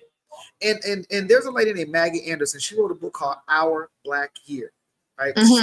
Chicago. And what her and her husband did for an entire year, they only supported Black-owned business. So if it was them going to a grocery store, she in her book, she talked about having to go like 45 minutes to an hour away from her home just to support a Black business, right? And so when you think about this, $1 circulates in our home like 38 minutes or something like that. Wow. That means that's crazy. stays in for all of 38 minutes and it's gone. On the polar opposite, in the White household, I want to say it's like 8 days. The money's held in for 8 days before it's actually circulated. And ours is like 38 minutes. And so oftentimes our money is spent before we even have the opportunity to figure out where it should go and give it a natural home. And so the reason why a lot of times people are doing this is because it costs money to do it. And sometimes people don't want to do that cost because you said earlier, that trust factor. Somebody might get over me. And unfortunately, it's true. Sometimes that happens.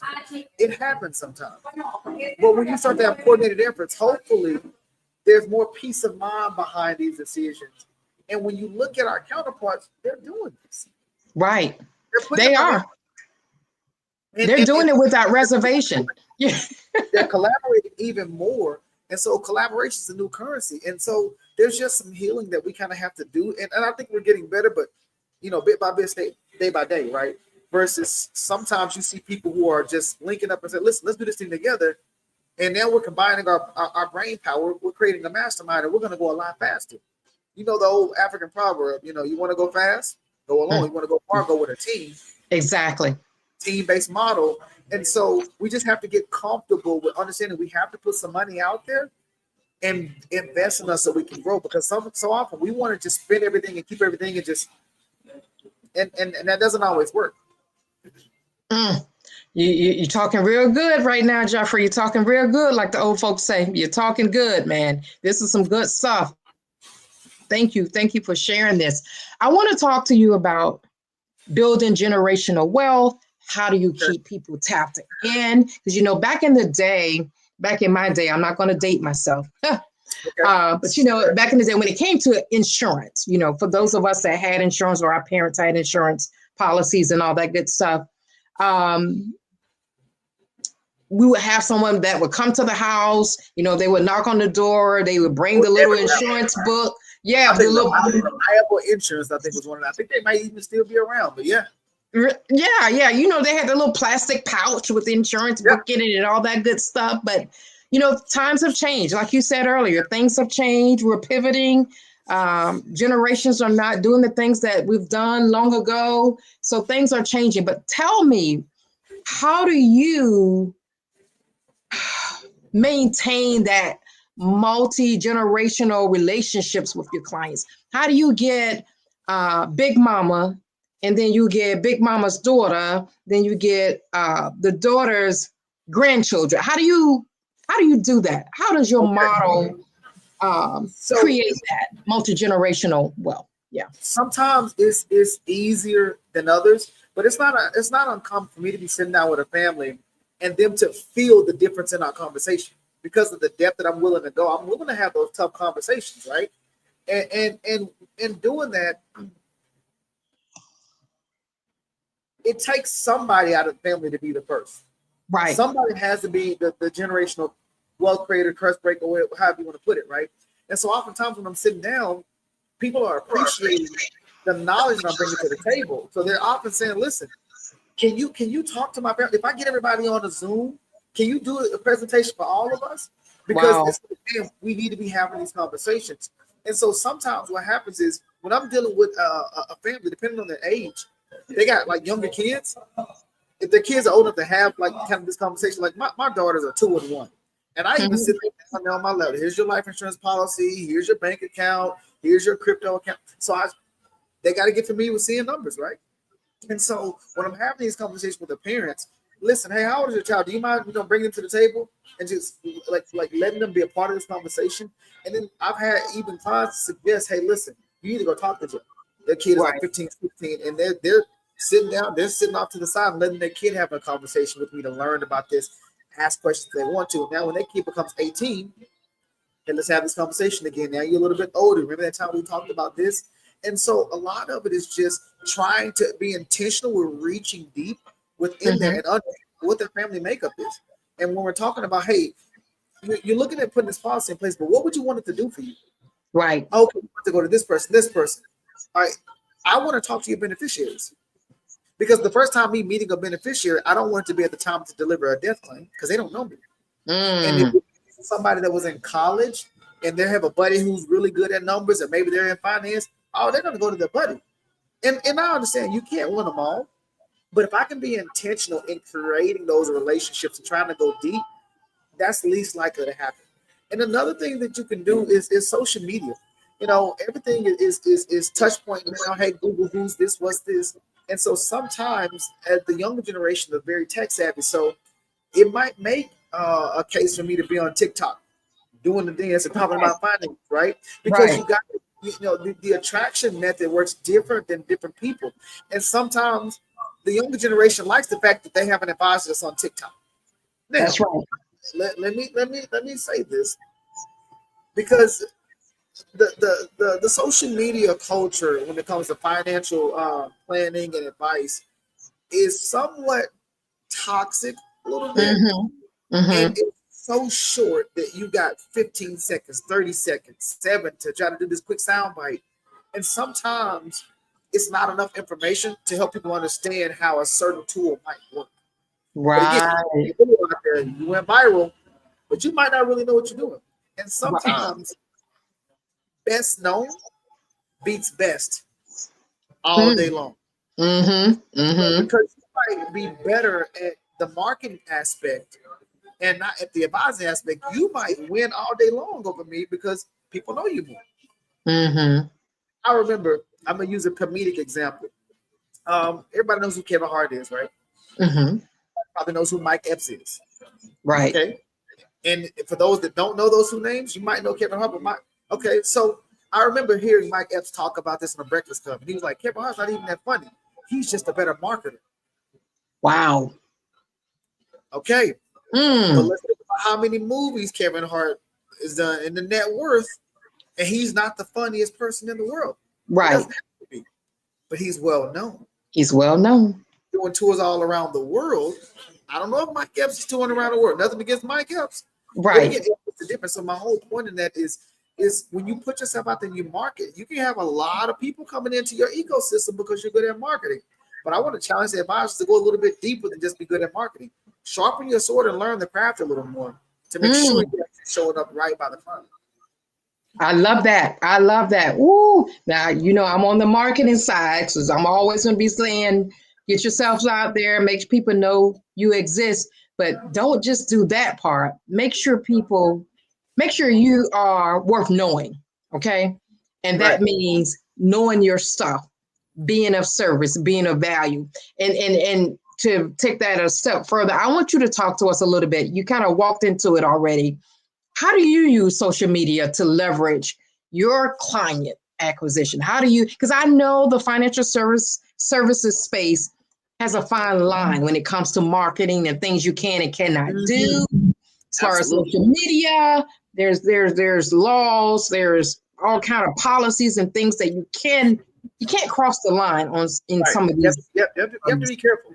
Yeah, talk to us about how you make things happen, leveraging the power of social media, because it's not going anywhere. So we might no. It's only getting faster and more diverse. So one of the things I do is you know, the overall goal is to be ubiquitous, right? Okay. So for example, Grant Cardone says promote, promote, promote. If you ever go to his offices, he's gonna say promote, put your name on everything, right? Because best known beats best, and money follows attention. And so for me, the more I can put myself out there, I'm gonna catch some one-off people. I've gotten clients just because I'm in the comments, I'm on Reddit, or I'm on social media saying, no, that's not how that tool works. This is how it works. And people are like, hey man, you seem to know your stuff. And I've literally gotten clients just by being present. Now, I am not the best marketer in the world, right? And I don't mind necessarily saying that. Right. I'm pretty decent as an advisor. I will say that. And so a lot of it is just putting the information out there so people get used to seeing my face. And so now all of a sudden, it might be that I get a referral like, oh, hey, I think I saw a video. You did. Sure, right?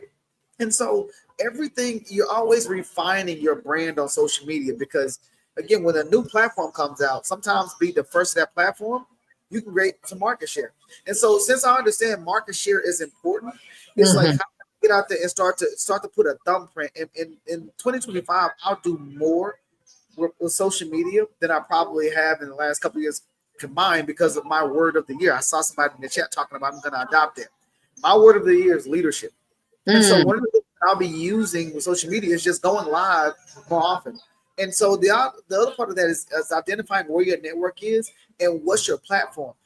I am a speaker, right? I'm a Toastmaster, so I'm a certified life coach. So I have several credentials behind me. So I don't mind letting the camera come on and just going off the cuff, right? I don't mind that at all. And so YouTube is probably going to be a better fit for my style of content because I can go long form, I can do screen shares, and I can really go deeper into really educating you. So how I win clients is leading with education first. And so the more content I can put out there that's educating the people, the more natural people are going to say, hey, you're building this know, like, and trust. Cool. I don't have to be the electric slide TikTok person. I don't have to be that. That might be what my clientele is. My clientele might be this. I want you to sit down and have a conversation with me to help me really understand what this is. And can you verify and validate what you're saying to me? Sure.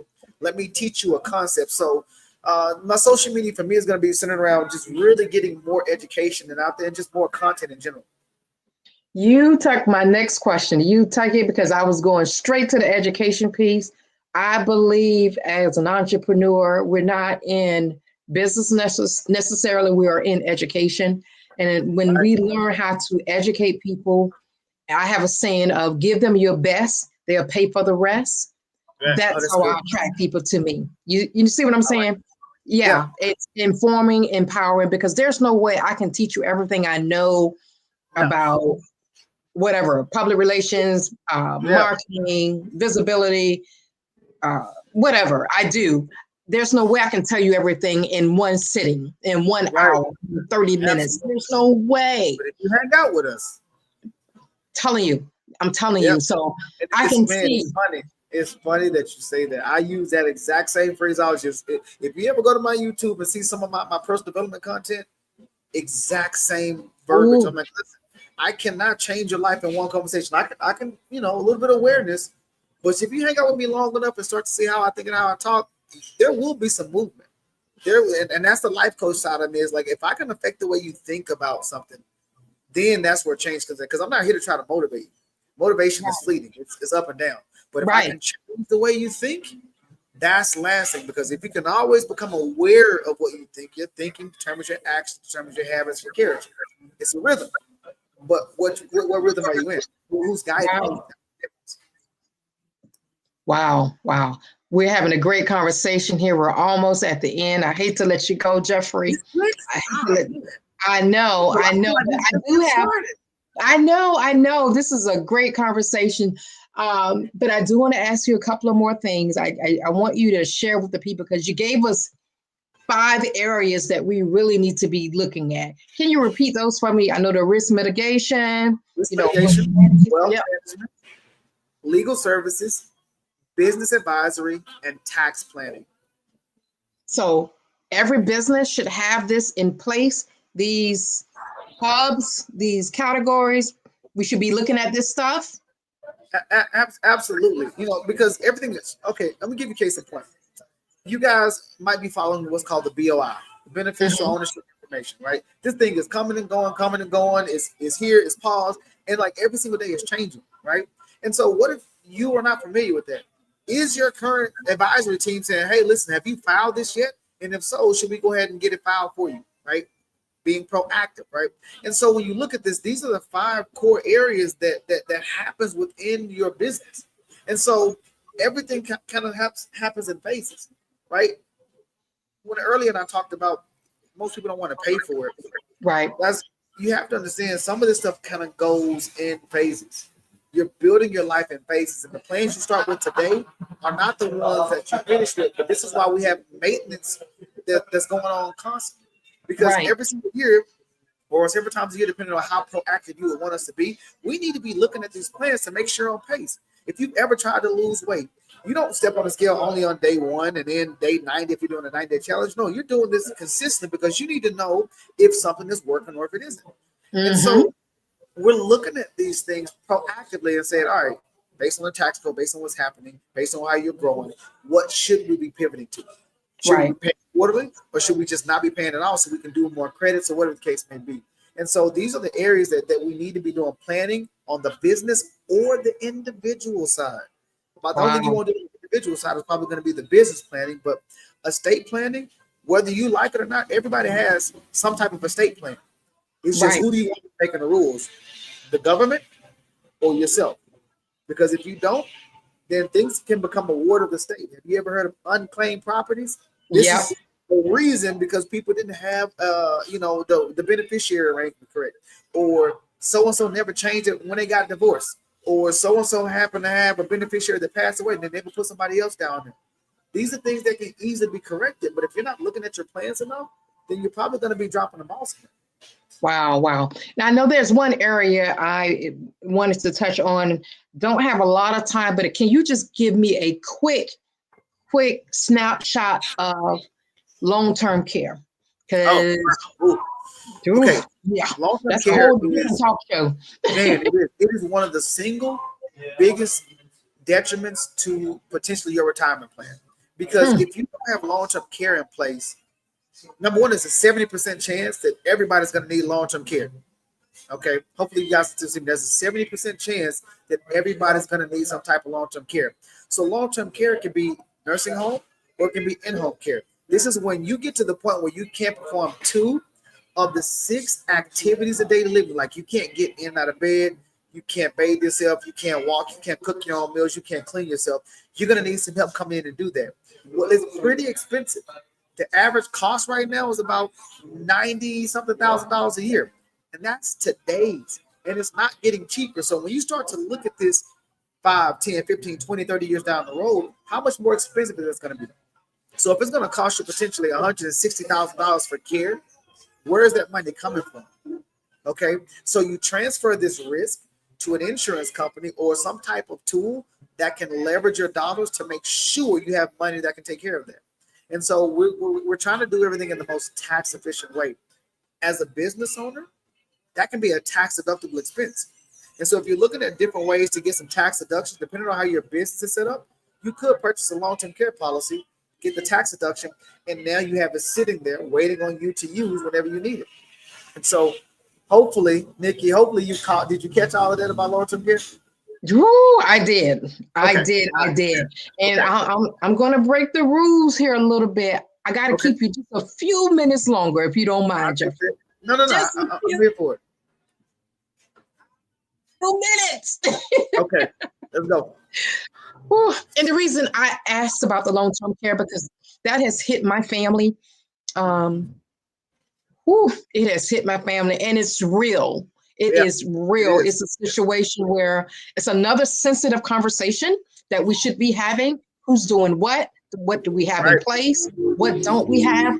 Because at the end of the day, the GoFundMe platforms are that won't work for long-term care. It might work for life insurance. But life insurance, you can cremate somebody for about $3-4 grand a year. I mean, just $3-4 grand. Long-term care, that's a month or half a month. Wow. So it's different, It's different. It's different. It's different. And let me say this. A lot of times people assume, hey, the family's just going to take care of Big Mama or whoever. But you need to have that conversation. Because if you're volunteering me or volunteering me that I need to think about what happens to me. Do I need to now stop working? Do I need to go part-time? Or do I need to pay out of pocket for this? And if you don't have these conversations, you can be blindsided by an unfortunate tax bill. Right. A tax bill, long-term care, like that would be that bill that you would have to pay out of pocket. So it just really, it's a conversation, to your point, that needs to be had. And not only that, don't assume that people are going to always qualify for government programs to take care of your loved ones. There's also something that people call FILIA laws, where the state can come in and say, you need to pay for Big Mama. F-I-L-I-A, FILIA, F-I-L-I-A, FILIA laws. Look it up. Okay. It is a thing. Wow. Are there any laws or policies or legislations out there that we may not be aware of that's pertaining to this subject matter that we're talking about today? Because I'm sure things are always evolving, things are always changing, and we're always, I'm sorry, y'all may remove my black card, but sometimes we're always behind the eight ball. We don't know what's going on. We're not informed. Is there anything you can think of that we should be privy to right now? Things that could affect us as a family or as a business. Listen to this thing over and over and over and over and over again.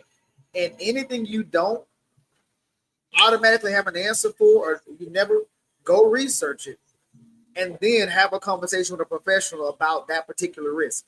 Okay. Because risk mitigation in these areas is absolutely crucial. Now, the marketplace has gotten a lot better. They've allowed you to have certain tools that have multiple benefits that can protect you if you live too long, if you die too soon, or if you become sick. And so you can have one premium giving you multiple benefits, as opposed to having 4 or 5 different policies trying to solve different needs. You got to have them bundled. And what I found is that as important as long-term care is, most people are starting to use hybrid tools as opposed to traditional long-term care. And the reason is traditional long-term care had its place, but now a lot of companies got out of the industry because it was so expensive. Because we're not dying as fast as what we once were. Think about Social Security. When it first came in, actuarially, it was only designed to pay out for about 5 years, because you typically retired at like 62, by 67. You dead. Right. That's not the case anymore. People are living 20, 30 years into retirement.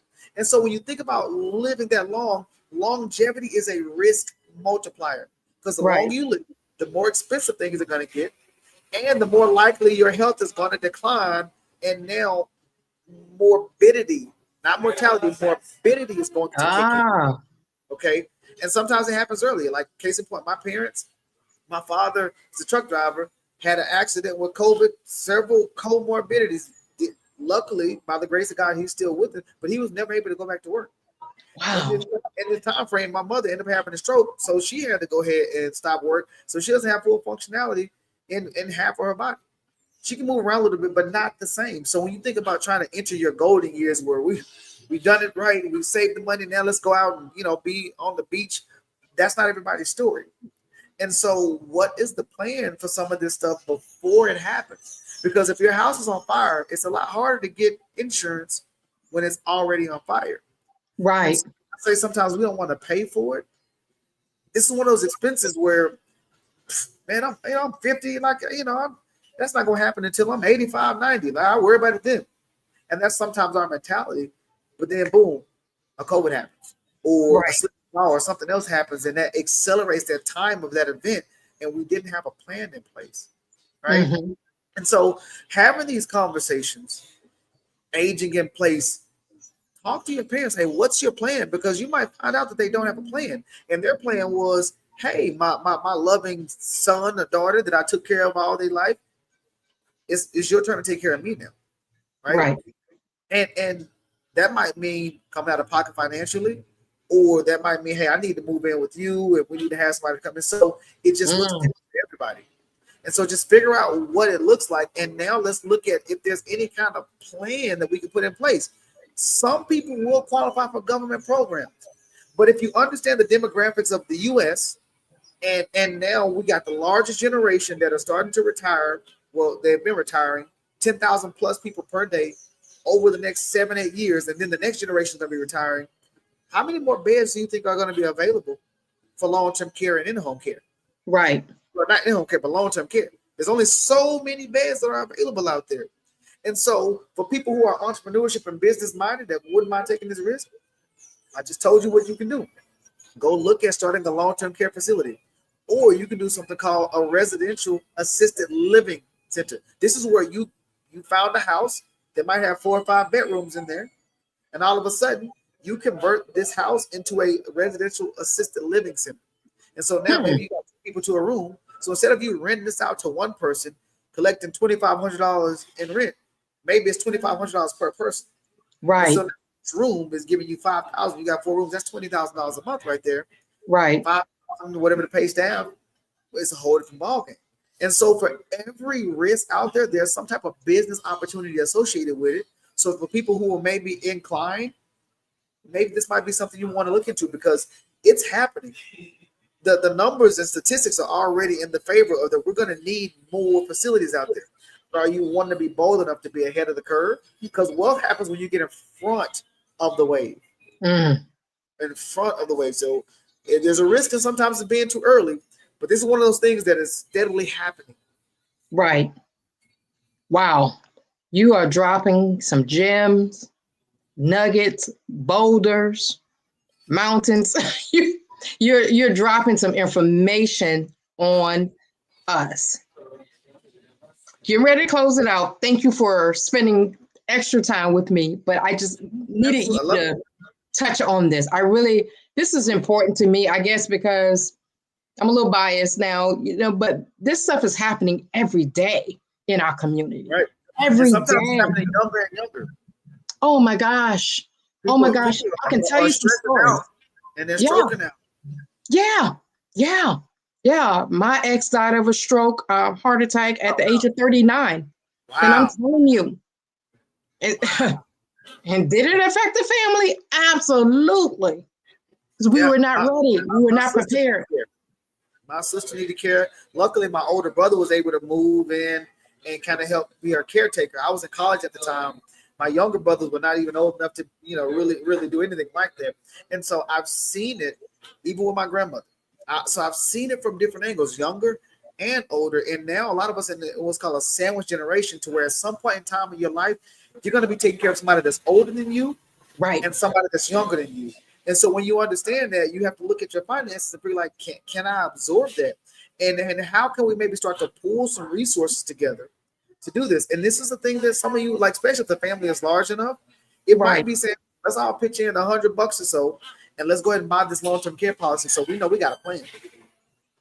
Or buy as much life insurance as possible, or I've seen both. They'll get a long-term care policy, and then they'll also buy life insurance that can pay back all the premiums they had to pay in long-term care if that person happened to die and they didn't need it. And so there's a lot of different ways to plan for this. You just have to sit down with somebody who understands this and can walk you through that conversation, and then design something that's going to fit. Whew. I advise everyone to please go back and listen to this again, because you are giving us so much food for thought, and I really appreciate that. If you can just give me a quick recap of where we should begin, or if we don't have enough in place or things in place, can you just give me a bird's eye view, a quick recap of where we should begin or where we should start? Okay. And so I like to do things kind of based on the financial planning pyramid, right? Okay. The first part of that pyramid is foundation. Okay. You're trying to protect everything that you love. Everybody that you love, everything that you own, those things that you earn. So you're looking at the insurance pieces right there. You got health insurance, you got car insurance, you got all these other insurances. But a lot of times when it comes to life insurance, we only get what the job offers us. And that's 1 or 2 times your salary. That's not enough to replace your income for the next 5, 10, 20 years, especially if you have younger kids, right? And so once we got the protection piece in place, then we look at the accumulation piece. Now, this is where you're going to spend the majority of your lifetime, is working on accumulating money, whether it's passive residual income or actively earned income that's going to turn into passive income. And then the top piece is distribution. How do we distribute our wealth? How do we spend money in retirement? How do we do that? Most people are building their pyramids upside down. They're in phase. And then they're saying, hey, you know what? Yeah, I'll worry about accumulating, but like when I'm in my mid 50s, because now I got 5-10 years before I want to retire. Now let me get serious, right? And the protection a lot of times is the last thing they're trying to think of. We're trying to build a pyramid upside down. That bottom piece is heavy, and it's going to come crumbling down on you, and it gets more expensive to get some of this stuff in place the longer you wait. Okay, so let's build it the right way. So a lot of times, just looking at what risks do you have out there, and how do you transfer those risks, and then start to layer other things on top of that. And we also got to get outside of just having just one source of income. Okay, multiple sources of income can help. I heard Robert Kiyosaki say this: you want to have a stream of income for every single bill that you have. When I thought about that, I'm like, ooh, even biblically, You should have 7 sources of income. Yes, 8. Wow.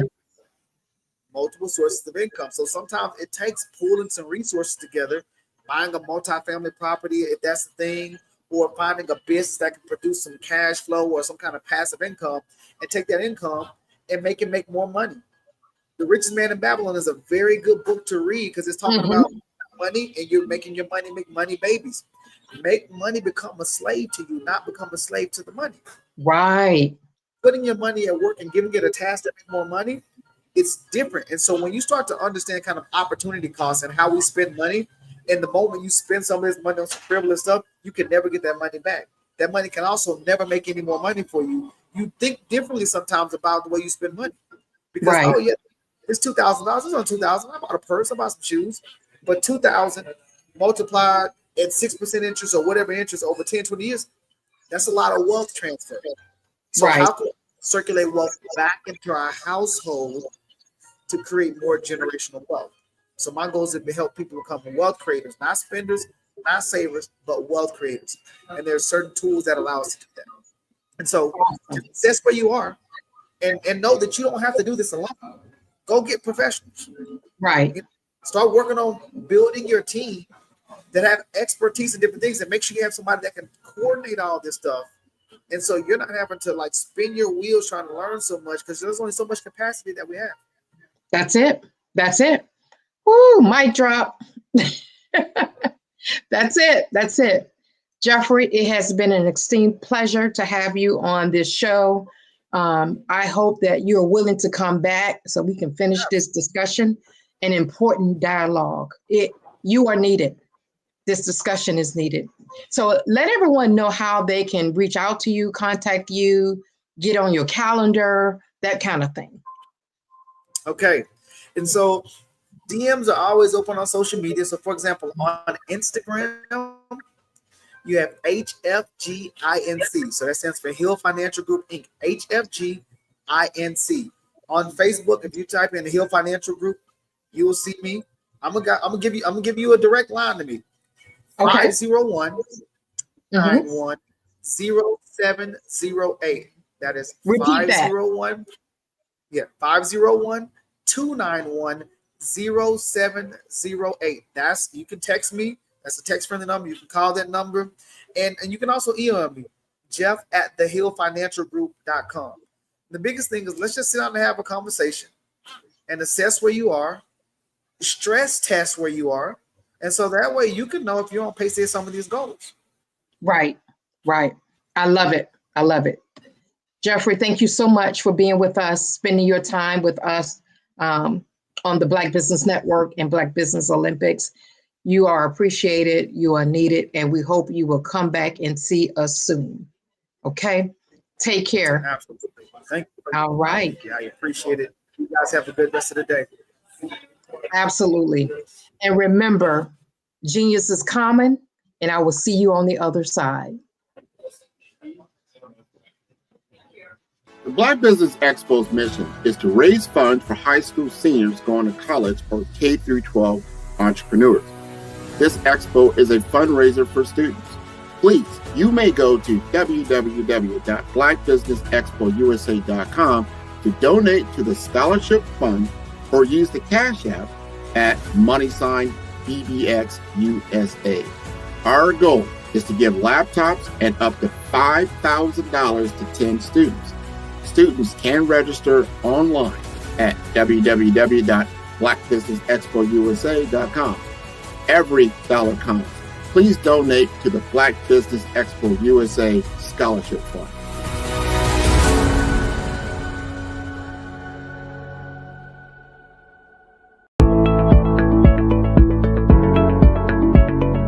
Prepare for what's coming and dominate in economic winter. Stand strong and thrive by showcasing your great products and services globally through the Black Business Network and Black Business Olympics. The Black Business Network has showcased over 2,000 companies with over $7 billion in sales each year. Over 10 million attendees have viewed the rebroadcast each month. Through the Black Business Olympics, Unique styles of business training and mentoring are turning students into business owners and entrepreneurial warriors who will dominate in any economy. Gain the ultimate advantage of the Black Business Olympics, 7 days of unbelievable topics and speakers speaking around the globe. Donate your time and experience to provide expertise and scholarships to students worldwide and change the world. Now, more than ever, new insights, tools, strategies, and capabilities are needed. This is your chance for a major presentation to the world. Fill out the form and join the more than 2,000 speakers who have presented to over 200 countries. Join the Black Business Network streaming live into the Metaverse, STEM City, Black Multiverse Enterprises, Hulu, Amazon, YouTube, iHeartRadio, Apple, Facebook, LinkedIn, Pod TV, IBM TV, Spotify, and Google Podcasts. Sign up today. Spaces are limited, and we will see you there.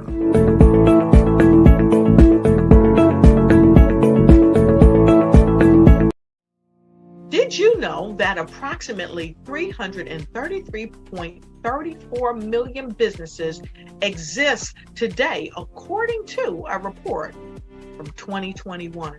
And you may be one of those businesses, or maybe you're not in the business market yet, but you're aspiring to be a business owner.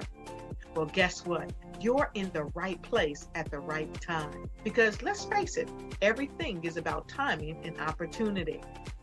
Hi, my name is Dr. Lotus Richey, and I'm the CEO and founder of the Lotus Richey Coaching and Consulting LLC, along with the Lotus Richey Ignite Show. 15 minutes of success with Dr. Lotus Richey, as well as books to boom your business and bring who you are. And today, I want to bring this amazing message to you about the Black Business Network and the Black Business Olympics. See, the Black Business Network and the Black Business Olympics is designed to help people just like you, that's right, that look like me, to take their business to the next level. Not just in your front yard or your backyard, but globally. The Black Business Network and Black Business Olympics is designed not to just help you survive, but to help you thrive. So join us today as we come together with businesses all around the world to support our students, our children, our young teens, our young entrepreneurs. What we do is we come together to help raise funds for students who are aspiring to be business entrepreneurs, who are aspiring and who are thriving in college. We endow them with a wonderful opportunity to gain scholarships of either a laptop or several thousands of dollars. And we invite you to help be a contributor to this amazing opportunity to help someone that looks just like you. So join us today at our website and let us connect with you and help you ignite and take flight in every area of your life on the Black Business Network and the Black Business Olympics. I'll see you on the other side.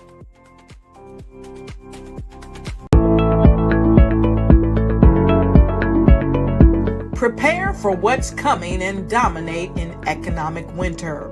Stand strong and thrive by showcasing your great products and services globally through the Black Business Network and Black Business Olympics. The Black Business Network has showcased over 2,000 companies with over $7 billion in sales each year. Over 10 million attendees have viewed the rebroadcast each month. Through the Black Business Olympics, unique styles of business training and mentoring are turning students into business owners and entrepreneurial warriors who will dominate in any economy. Gain the ultimate advantage of the Black Business Olympics, 7 days of unbelievable topics and speakers speaking around the globe. Donate your time and experience to provide expertise and scholarships to students worldwide and change the world. Now, more than ever, new insights, tools, strategies, and capabilities are needed. This is your chance for a major presentation to the world. Fill out the form and join the more than 2,000 speakers who have presented to over 200 countries. Join the Black Business Network streaming live into the Metaverse, STEM City, Black Multiverse Enterprises, Hulu, Amazon, YouTube, iHeartRadio, Apple, Facebook, LinkedIn, Pod TV, IBM TV, Spotify, and Google Podcasts. Sign up today. Spaces are limited, and we will see you there.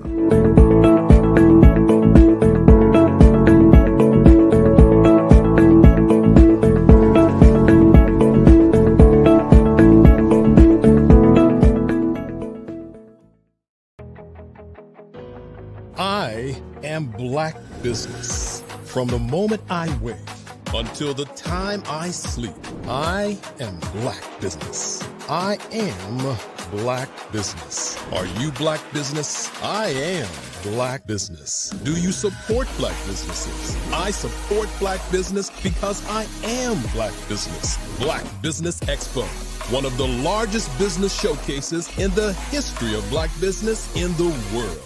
Sign up today at www.blackbusinessexpousa.com or call 919-308-9090. I am Black Business.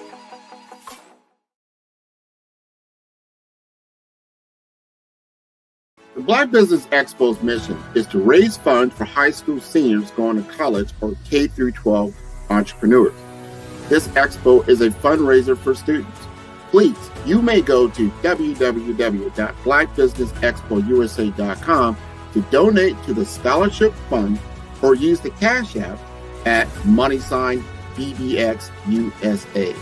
Our goal is to give laptops and up to $5,000 to 10 students. Students can register online at www.blackbusinessexpousa.com. Every dollar counts. Please donate to the Black Business Expo USA Scholarship Fund.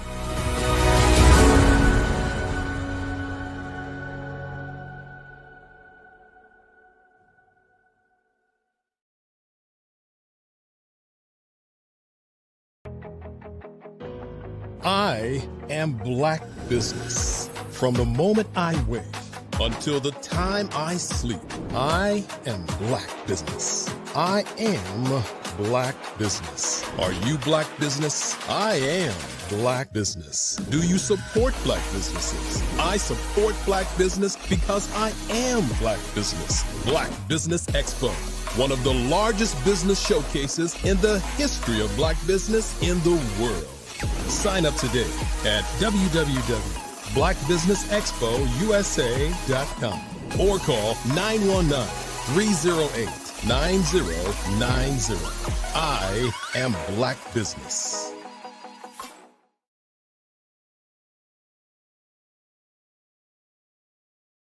The Black Business Expo's mission is to raise funds for high school seniors going to college or K through 12 entrepreneurs. This expo is a fundraiser for students. Please, you may go to www.blackbusinessexpousa.com to donate to the scholarship fund or use the Cash App at $BBXUSA. Our goal is to give laptops and up to $5,000 to 10 students. Students can register online at www.blackbusinessexpousa.com. Every dollar counts. Please donate to the Black Business Expo USA Scholarship Fund.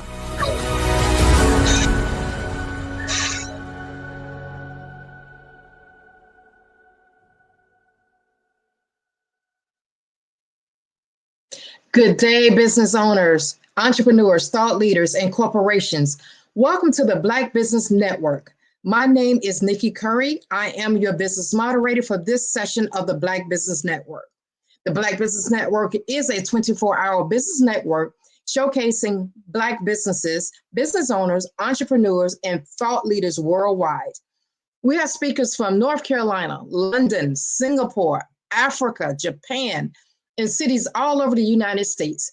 The Black Business Network is a global community sharing business knowledge to empower, inspire, and educate businesses about business. Our speaker today is the one and only Stephanie Hopkins. Let me tell you a little bit about Stephanie. She's an amazing individual. Okay. And then I'm going to allow her to share her information as well. Stephanie Hopkins is a visionary entrepreneur and community educator, revolutionizing the title services industry while empowering communities through her innovative companies. Black Wall Street Title LLC. I love that. And you spell Black, B-L-A-Q-U-E. Wow. And she's also a part of the Embracing Life Development Inc. With over 20 years of experience in the insurance sector, a bachelor's degree in healthcare administration, and holding licenses as an accredited claims adjuster and title agent, Stephanie has learned to mastery stack her skill set. Stephanie has learned to master the stack skill set to bring an entrepreneur unparalleled expertise to her role.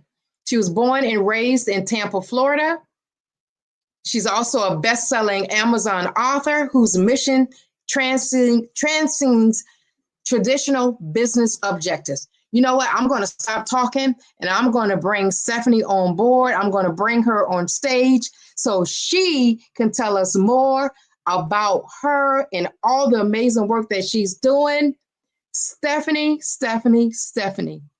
Thank you for joining us. How are you? I'm well. Thank you so much for having me, Nikki.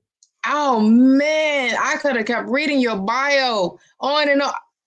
You are doing it. You are really, what's the word? Blazing trails here. You're really being innovative and making things happen. Thank you for joining us today.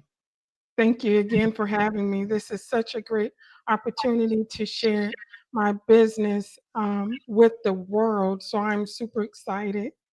Awesome. Give us a little bit. I didn't read all of your bio. You have a lot of accolades in there. You've been doing great things. Tell us something that we may not know. Tell us something that's not necessarily in your bio. Let's have that conversation. Yeah. So what I do not have in my bio, and a lot of people are not aware of, is before I obtained my bachelor's degree in healthcare administration, I studied to be a paralegal for over a year.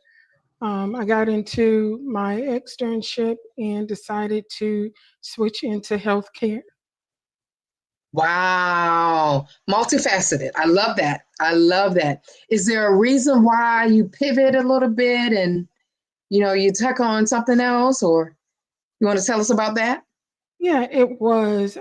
As growing up, my mom used to tell me all the time, Stephanie, you're a Black woman and you have to learn a little bit about everything in order for you to survive in this world. Great advice. And when I was in the 5th grade, for career day, I drew myself half as a nurse and half as an attorney.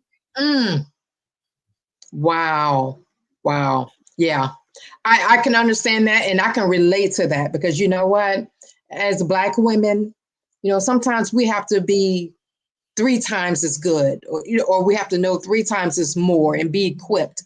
And a lot of times we're not, because we're so busy taking care of everybody else and everything else, that we don't take time out to be more educated and more informed. But you know what?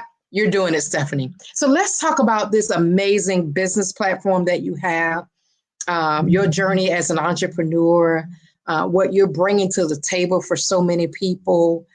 Let's talk about that. So what inspired you to start Black Wall Street Title LLC and focus on land and residential heirs.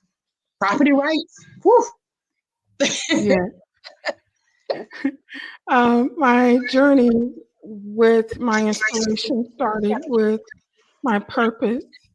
And during my COVID recovery, I had lost my hair, my voice, my confidence, my identity. And I promised God, if He gets me through this, I would dedicate myself to His purpose. And He whispered in my ear that my gifts were not for my corporate success only. He said, an intelligent heart seeks knowledge, and Right. the ear of the wise seeks knowledge. Right. So it was to the point where you needed to share this with the community, but I am going to point you in the direction as to what audience you need to share it with. Mm-hmm.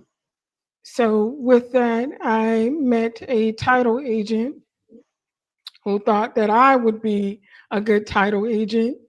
She sponsored me to become a title agent. She specialized in land closings only. Mm-hmm. And while I was there, I noticed that there was a trend of probate needs for these vacant lands.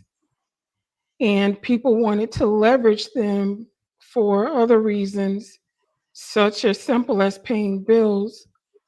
But there was that barrier because technically the land was not theirs because the deed was not in their name. Right. They may have inherited it, but they inherited it incorrectly. So then she decided to go different ways, and I started Black Wall Street Title with that same mission that God gave me, which was He wanted me to see this heirs property issue amongst the BIPOC community, which is the Black Indigenous people of color. Right. Love it. Love it.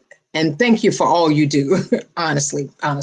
So I really want to back up a little bit, and I don't want to assume that everyone knows exactly what a title agent is and what's the role of a title agent. Can you kind of unpack that for me?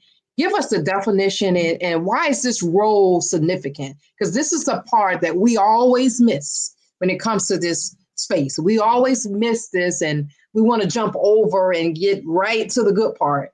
But people like you, we need you. Yes, I'm that horizon person. You don't realize that you need me until later on, right? I'm not as pronounced as other positions such as doctors or realtors, things of that nature. I work behind the scenes. So we facilitate real estate transactions by verifying property ownership, ensuring that there aren't any liens or claims against the title, and issuing title insurance to protect the buyers and lenders from any monetary losses. Good. Yep. Such an important step. This is the Black Business Network, and we're talking to Black business owners, entrepreneurs, wealth creators, that kind of thing. And a lot of times there's not an equal playing field, and I'm not playing the race card. I'm just stating facts. And I want to go into a fact because I don't know that many title agency owners. I don't know that many. Black owned, I should say, Black owned title agency. You know what I mean? There's only one here in my state of Virginia that I know of, and her name is Anita. And she claims that she owns that crown of, I'm the only Black owned title company in my area, and that's a lot. That's a lot of heaviness to bear, you know what I mean? Because she's trying to help everyone. In your experience, and you seem like you're well versed in this subject, and you've been doing this for a while. Just curious, how many title agents are African American? In my space, based off my research, only 4%. are African Americans and they're females. Are you serious? Yes, ma'am. 4% in the 4%. entire United States of America? Yes, ma'am. Wow. Unbelievable. Unbelievable. Why do you think that's so? Why? I mean, is it a field that people are not familiar with, or we don't see the significance of it? What is it? It is. You're absolutely right. It is a field that people are not aware of.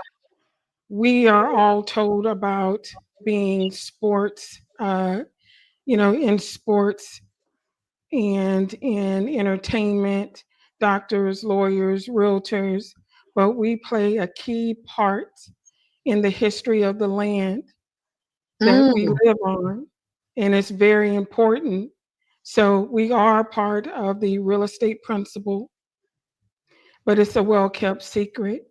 So Wow. that's something else that I'm going to work on too, is to make it more pronounced in the African American community, because it needs to be. Yes, it does. Are you going to be doing workshops and holding courses or trainings for this particular area to bring more people in, bring more African American, male and female? Yes, ma'am. That's on my to-do list. Awesome. Awesome. Wow. And how long you been at this? How long you been doing this? Well, I've been in title going on 3 years, but as you stated, I have learned to mastery stack my skills in the insurance industry to be who I am today in this seat as a title agent. Because what people don't realize, they may say, well, she's only been in the game for 3 years, but I'm not new to the table. I have done other things in insurance that dealt with policies and laws. Last being a bodily injury litigation adjuster. So with that, I'm always dealing with the law and, working with defense attorneys. And so I'm well versed across different aspects. So I bring a holistic view to this seat that I sit in. So I'm not just one dimensional, I'm multi-dimensional. Nice, nice. I hear litigation, I hear real estate, I hear insurance. Yeah, there are a lot of levels to you, and that's a good thing, because the more you know, the more you pass on. So we need to increase this 4% thing. I am still like, wow. Yeah. 4% of the title agencies there's only 4% African American title agent. Yep, title agents, and they're all female. Yep. There's a couple of male, but majority of us are females. So let me correct that. Wow. Whew. Okay, men, y'all better get to work. Y'all, I don't know what's going on, but let's go. Come on. So let's talk about your company. We don't like to say the word or see competitors. However, if you're not doing business with someone else will, right? If you're not doing business, if you're not taking care or servicing others, there is another company or firm or agency that will. So how does Black Wall Street title, that's a part of the 4%, how do you differentiate from your competitors? How do you keep it fresh? How do you keep attracting the people that need you and those that you're willing to serve? So for one, Nikki, I don't view my competitors as competitors. I consider them as teachers. I learn and understand the industry landscape from them. So whenever they make a move or innovation, I just learn from it. So I don't say, "Ooh, this competitor is my enemy." I just look at them as a company that is teaching me. Right. So we just don't close deals at Black Wall Street. We help current and inspiring BIPOC homeowners to create wealth that won't die. Wealth that won't die. Yes. Wealth that won't die. That's powerful. That is powerful. That is powerful. So let's stay there. Let's stay in that lane for a little bit, and let's talk about the people you actually serve. Who are your ideal clients? Who are you serving? Who needs you? Who are you helping the most? And who do you love to work with? Well, I work with beneficiaries. I work with personal representatives, realtors, and attorneys and families. I enjoy working with families, which are beneficiaries and personal representatives at times. They're not always. But I like working with families because that is my opportunity to educate them. They are in a state of grief. Right. And in the land of uncertainties, right? Right. They don't really realize how they even arrived at this space and time. And that's where I come in with my God-given assignment to explain that to them and to how they can avoid the same feeling that they feel now for their future generations.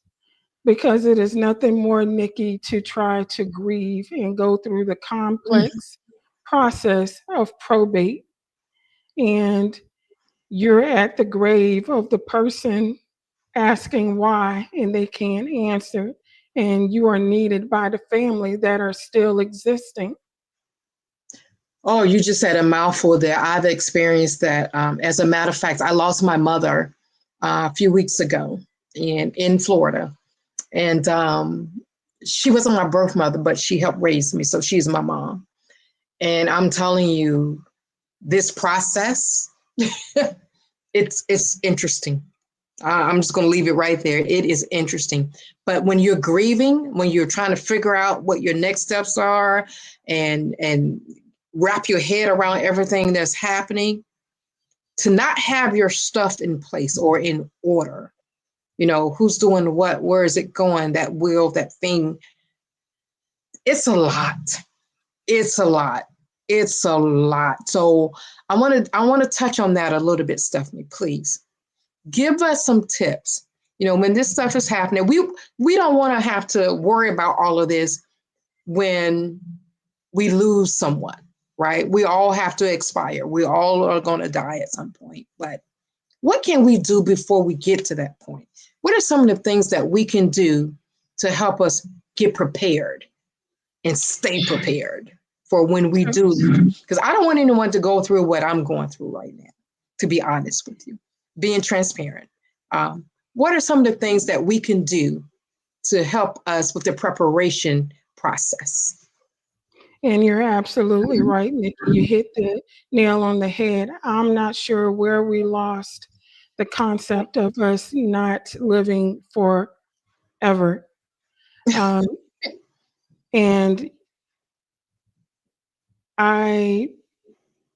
so from the time that we're born, I tell my clients, we are born with our future selves, and we're just slowing, decaying every day.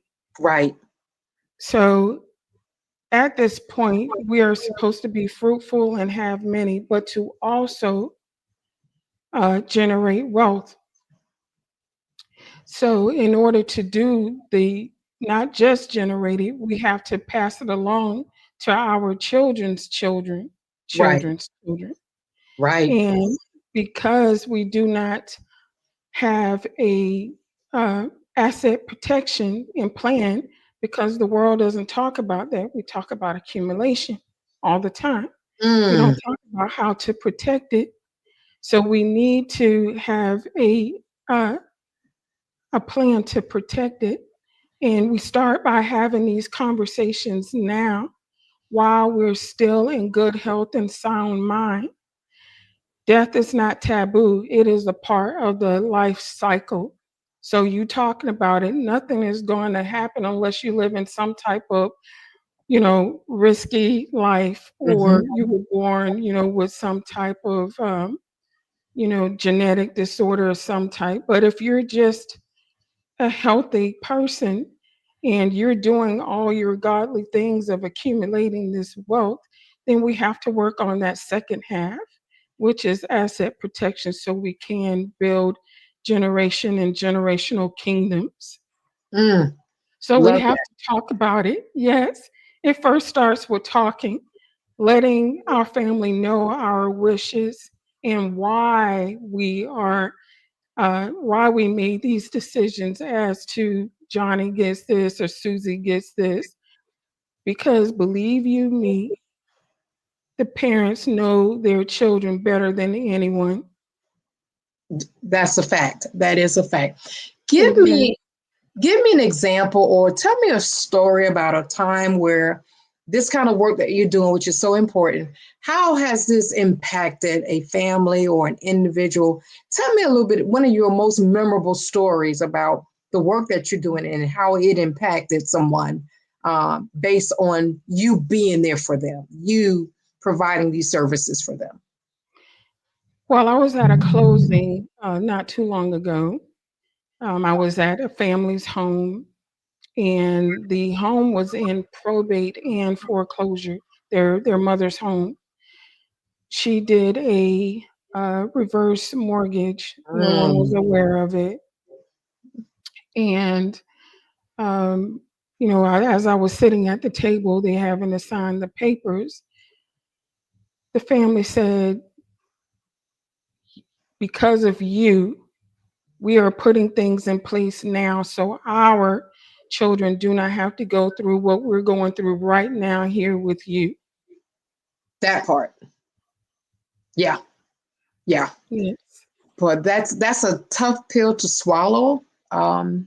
When you're finding out things on the back end, because as a community, sometimes as Black people, we keep things close to the vest. We're not telling our business, we're not sharing everything, we're not sharing our struggles and the moves that we're making. And then the kids come along, or whomever, sisters, siblings, whatever, they come along and they go, "I thought you had things set up," or "I thought things were different." And then we realize, oh boy, this is a hot mess, or this is, how are we going to get out of this? Do you find yourself being a counselor sometimes, like being you smile when I said that, like, ding, ding, ding, ding, ding. Do you have to take on that counseling role or being a therapist? And I get it, oh man, yeah, I get it. So do you find yourself in that role sometimes? I do. That's why I smile, because I didn't even consider it, that it comes as it comes natural for me. That's one of my superpowers, is empathy and kindness. So when I see someone struggle, I want to bring comfort.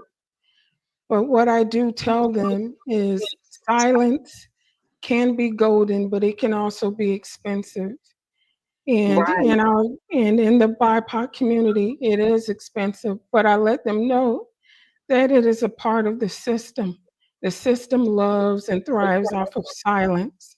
So that's the reason why I'm out here amplifying this issue, so we can eradicate this issue in our communities. Right. Love it. Love it. Love it. I was reading something somewhere about you. It says something about property, financial literacy.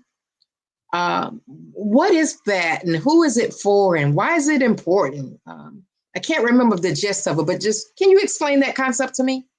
Sure, absolutely. So we have the normal financial literacy, where we're talking about, balancing your checkbook and your accounts. But also, when you become a homeowner, that is proper property financial literacy, because you need to understand what that home can do for you, not just to live in, not just for better schools, but your home is a wealth multiplier. and you need to understand how to make that work for you and your future generation. So that is where we come in with the property financial literacy aspect of it. Perfect. Well explained. So I don't want to assume, and maybe I was steering this conversation towards that, you solely work with people that are like, if someone passes away, one of their loved ones passes away, and now things are getting ready to go to probate or whatever, or we're trying to figure out what's what goes where, the ownership of the home and all that good stuff. That's when you come in. You don't work with people that's just buying a different house, buying a new house, and that kind of stuff. Do I have that right or am I wrong? We do. We work with the inspiring homeowners and the current, because what we're trying to do is be proactive, right? By working with the current and the aspiring homeowners. And then we also work with the reactive, right? That's after the fact when something happened. So when dealing with the reactive, we can cultivate them, give them the seedlings so they can produce generational wealth. So it's a two-sided coin that we work with. We also work with just traditional closings. If someone wants to be transactional, we can do that too. But we wanted to focus on being relational. And that's where we came in by the grace of God, right? Following his assignment for me to take care of them. Mm-hmm. So, I love that word. It's more relational. It's the relationship, not the transaction. Yes. And it's the transformation that you provided, not the transaction. And that's where so many of us get it wrong. We're so busy thinking about the transaction. Got to move it, got to get it going. But you're building relationships. You're changing lives. It's almost like you're saving people because you're more knowledgeable about this process than most of us are. Because if we had more people like you, the gap wouldn't be 4%. I mean, that statistic would be, you know what I mean? We will have more. And sometimes our other counterparts, they can't relate to us. They can't relate to us and what we're thinking, even if we're just buying another home and we're going through that transition. And my goodness, they really can't relate to us once we lose a loved one and the way we have our estate set up, those kind of things. We need someone that can say, I get it. Because there's a cultural gap here.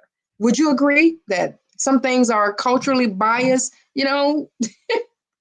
Yes, I agree. And the attorneys that we work with through Embracing Life, I handpicked them. I've interviewed, I've been around them, and it wasn't just, oh, I'm going to talk to you on the phone. No, I've actually been in events with them several times to make sure that what I'm seeing is what it is. It's not your words, it's your actions, right? Right. So I made sure that they were culturally sensitive attorneys that I work with when I am dealing with families, so that the families feel safe. I love it. Go ahead. I'm sorry. And I meant to ask you about that. Explain a little bit more to us about Embracing Life, that organization. Okay. Yeah. So Embracing Life is a nonprofit organization that I founded to help the BIPOC community with their legal affairs surrounding estate planning. Because what I noticed is once I was hosting events, the elderly would come to me, or any other homeowner, or just even a person that's just starting out in life, and they were like, oh my gosh, you have such great information, but they're like, I can't afford that. So I wanted to remove the barrier of price, so we can save more lives and families and generations. Love it. And it's needed. It is needed. We need people like you. We need these resources that you are providing. We need the information and we need the action. We need the implementation. Please keep doing good work. And I know it's a lot. So you're running a for-profit business and you're running a not-for-profit business, a nonprofit. So you're the CEO here. So you're wearing many, many hats. How do you stay motivated? How do you stay inspired and willing to give your best? How do you do it? Well, I stay motivated by my mission, which is to empower BIPOC communities to build intergenerational wealth through equity, estate planning, and property financial literacy. And our vision is to have a resilient nation free from racial wealth disparities. So those are two things that keep me motivated in my mission between the two. And then secondly, you think the 4% is shocking. The 5% of wealth that we hold is shocking when we are the biggest consumers of $1.8 trillion. We are the biggest consumers, African Americans, but we only have 5% of the wealth. Please make that make sense to me, because the math is not mathing. It's not mathing. It's not. It's And that is hard. because it's right, and that is because of lack of asset protection, for one. For two, is that we don't acquire enough assets and to protect them, right? We sell them too quick.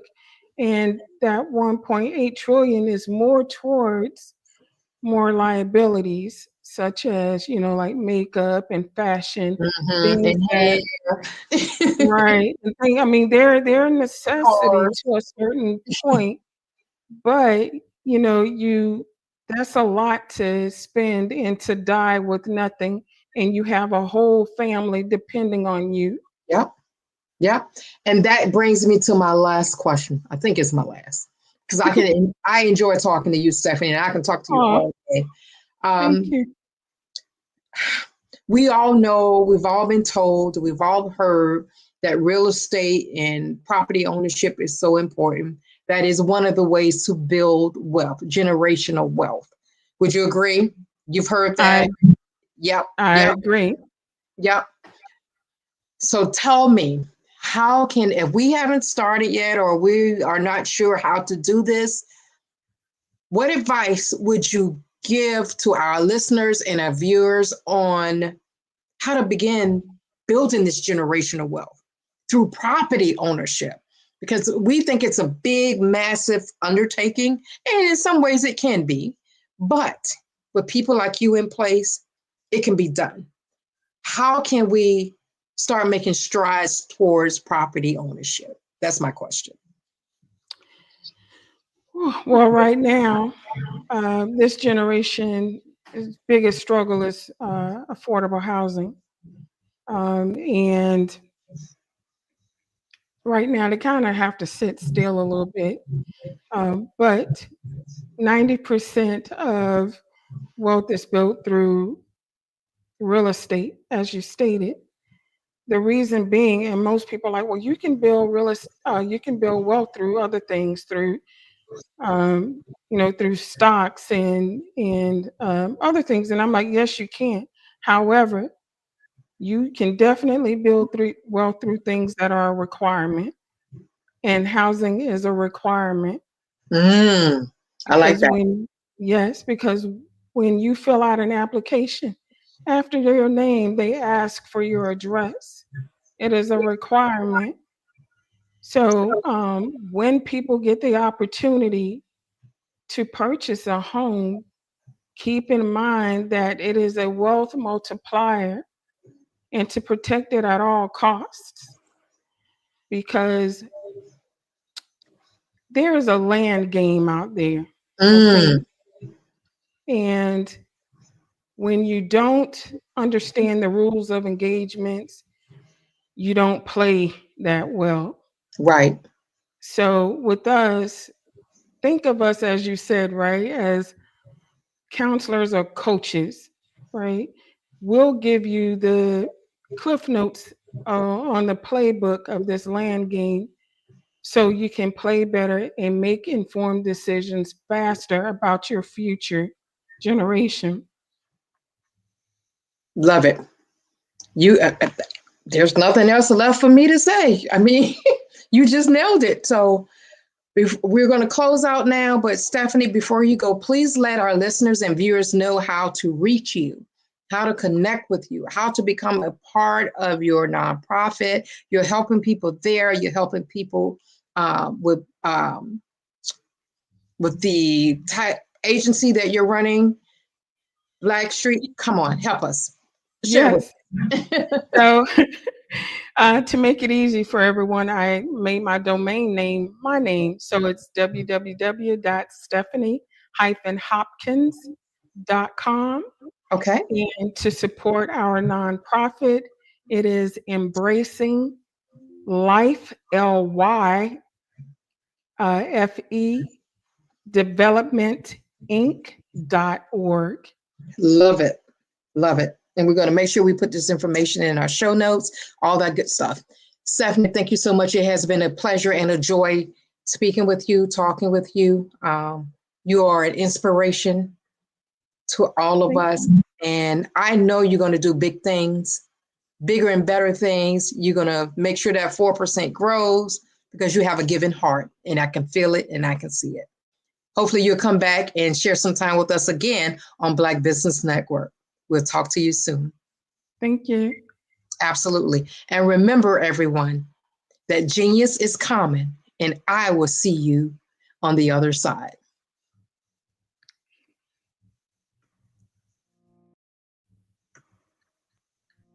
Did you know that approximately 333.34 million businesses exist today, according to a report from 2021? And you may be one of those businesses, or maybe you're not in the business market yet, but you're aspiring to be a business owner. Well, guess what? You're in the right place at the right time. Because let's face it, everything is about timing and opportunity. Hi, my name is Dr. Lotus Richey, and I'm the CEO and founder of the Lotus Richey Coaching and Consulting LLC, along with the Lotus Richey Ignite Show. 15 minutes of success with Dr. Lotus Richey, as well as books to boom your business and bring who you are. And today, I want to bring this amazing message to you about the Black Business Network and the Black Business Olympics.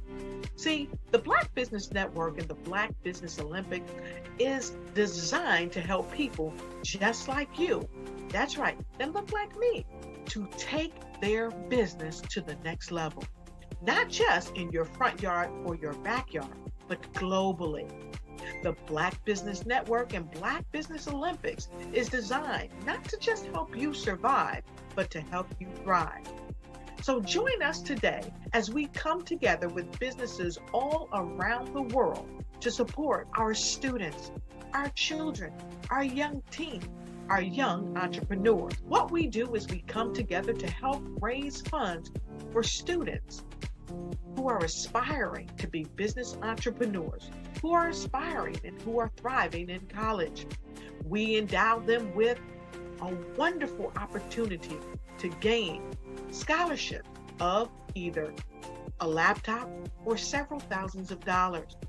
And we invite you to help be a contributor to this amazing opportunity to help someone that looks just like you. So join us today at our website and let us connect with you and help you ignite and take flight in every area of your life on the Black Business Network and the Black Business Olympics. I'll see you on the other side.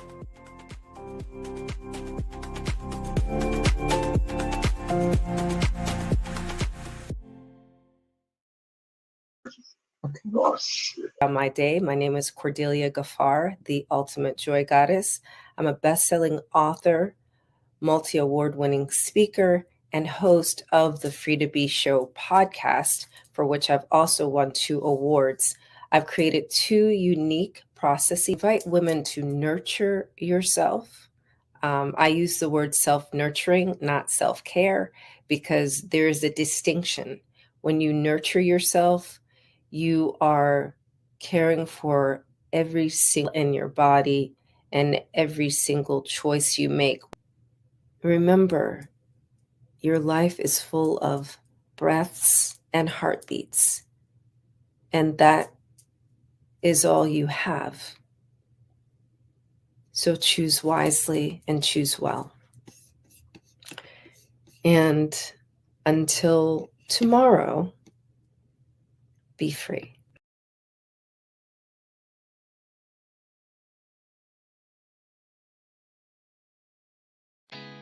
Did you know women represent just 3% of Fortune 500 CEOs and less than 15% of corporate executives at top companies worldwide? Have you wondered what the secrets are to getting into the top ranks, whether in the private or public sector? Do you want to figure out how to stop being held back in your career or passed over for promotion? Then you're in the right place. Hi, I'm Dr. Madeline Ann Lewis, President and CEO of the Executive Women's Success Institute. I have decades of experience in the military, the federal government, and corporate America, and my mission is to help women succeed and tap into their full potential. I want to reach 1 million+ women around the world to become the leaders they are meant to be. So if you want to move into a management or executive level position, or maybe you are a female veteran transitioning out of the military into business entrepreneurship, then reach out to the Executive Women's Success Institute at 301-693-3284. Let us get you on the fast track to success. Hello, I'm Dr. Madeline Ann Lewis, President and CEO of the Executive Women's Success Institute. And my genius is helping women accelerate the path to success.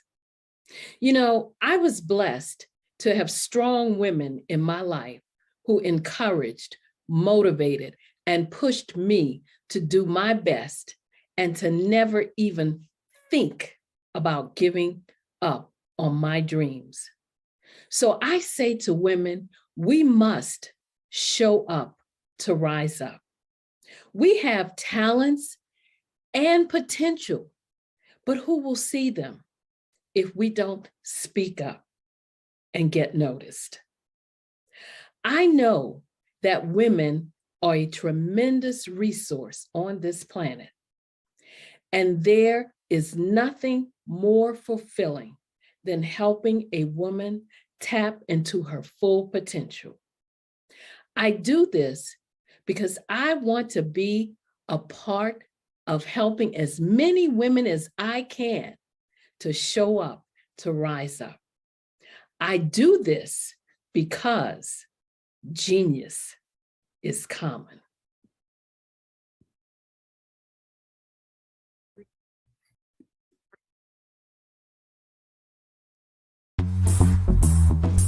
Attention all entrepreneurs and companies. Are you looking for reliable and efficient virtual assistants and back office support to help you manage your business tasks? Look no further than Superwoman Business Services. Our team of virtual assistants provides a full range of administrative support services, including operations management, social media marketing, and much more. We also offer website design services to help you create a professional online presence that reflects your unique brand. In addition to administrative support and website design, we offer business development and structuring services to help you grow your business and achieve your goals. We'll work closely with you to identify areas of improvement and develop a customized plan to help you reach your full potential. At Superwoman Business Services, we understand that running a business can be overwhelming and time-consuming. That's why we're here to help you fly high and achieve success. Our virtual assistants are highly skilled, experienced, and dedicated to providing you with the support you need to thrive. Come fly with us and take your business to new heights. Let us help you become the superhero entrepreneur you are meant to be.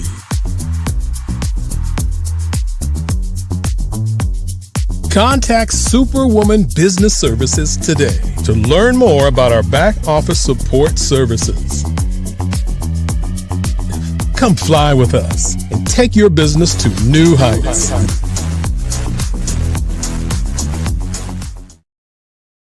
Phenomenal Tanya T. Wise, who is here from the great state of Maryland. Tanya, welcome and thank you for being with us today. Can you indulge our audience a little bit and tell them just a little bit more about who you are and what it is that you do? Well, I love being able to talk to people and have a magnetic attitude, being able to just show them. So I always like to say, level up is Coach at Tanya T. Wise here.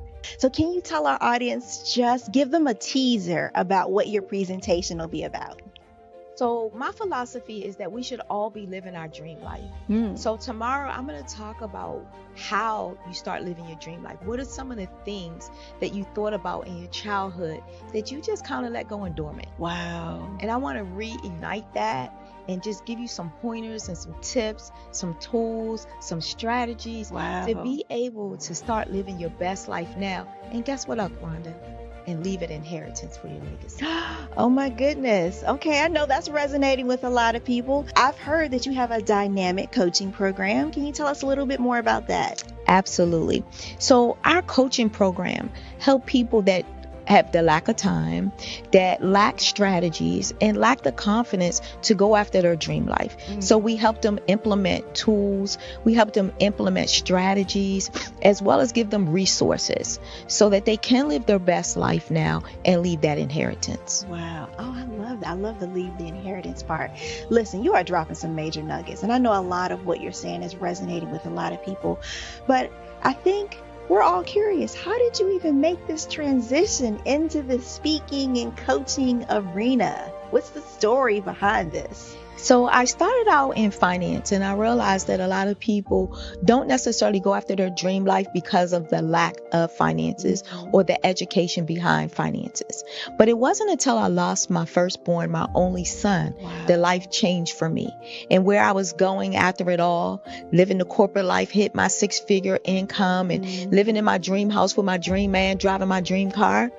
I nearly lost it all when I lost my son. And so I realized it only takes one financial catastrophe that can change your entire life. That's what made me start All New Beginnings. Because no matter what's going on in life, there's a new beginning. And because of that, we developed a program called Wise Minded. My little slogan is, don't just dream it, let's live it. If they want to connect with you or work with you, what is the best ways for them to be able to do that? Well, for my social media guru, you can connect with me on every single social media platform as Tanya T. Wise.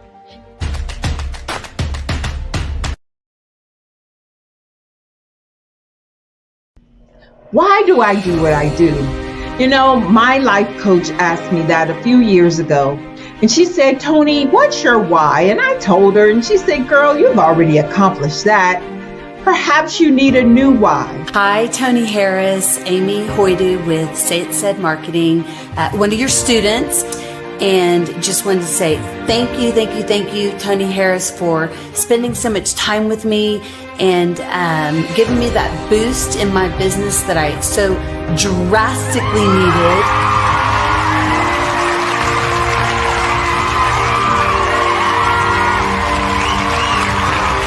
My why is to touch, move, and inspire my clients to take drastic steps to be better than they were before they met me. I'm a resource. I'm a connector.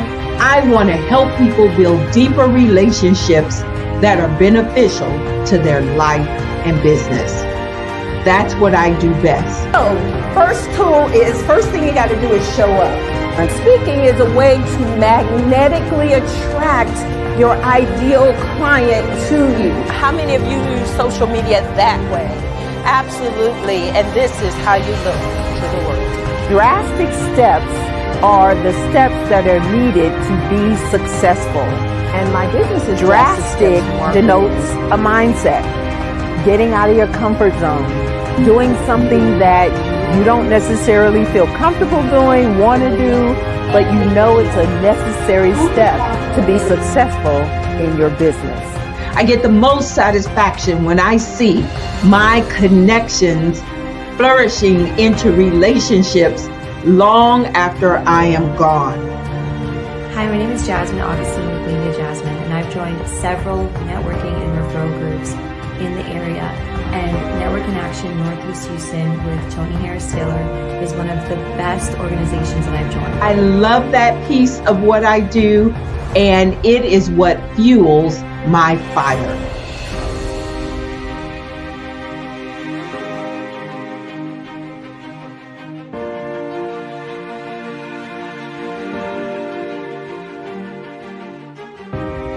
My name is Tony Harris Taylor, saying take a drastic step today for a fantastic tomorrow.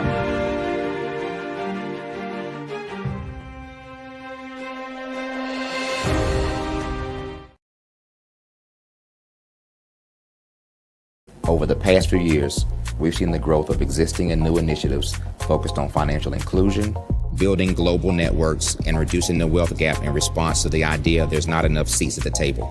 Whether their outcomes are to increase the representation of Black executives on corporate boards, ensure an inclusive global economy, or to create new U.S.-African commercial pathways, the strategies are often carried out by separate programs. The question is, should they be?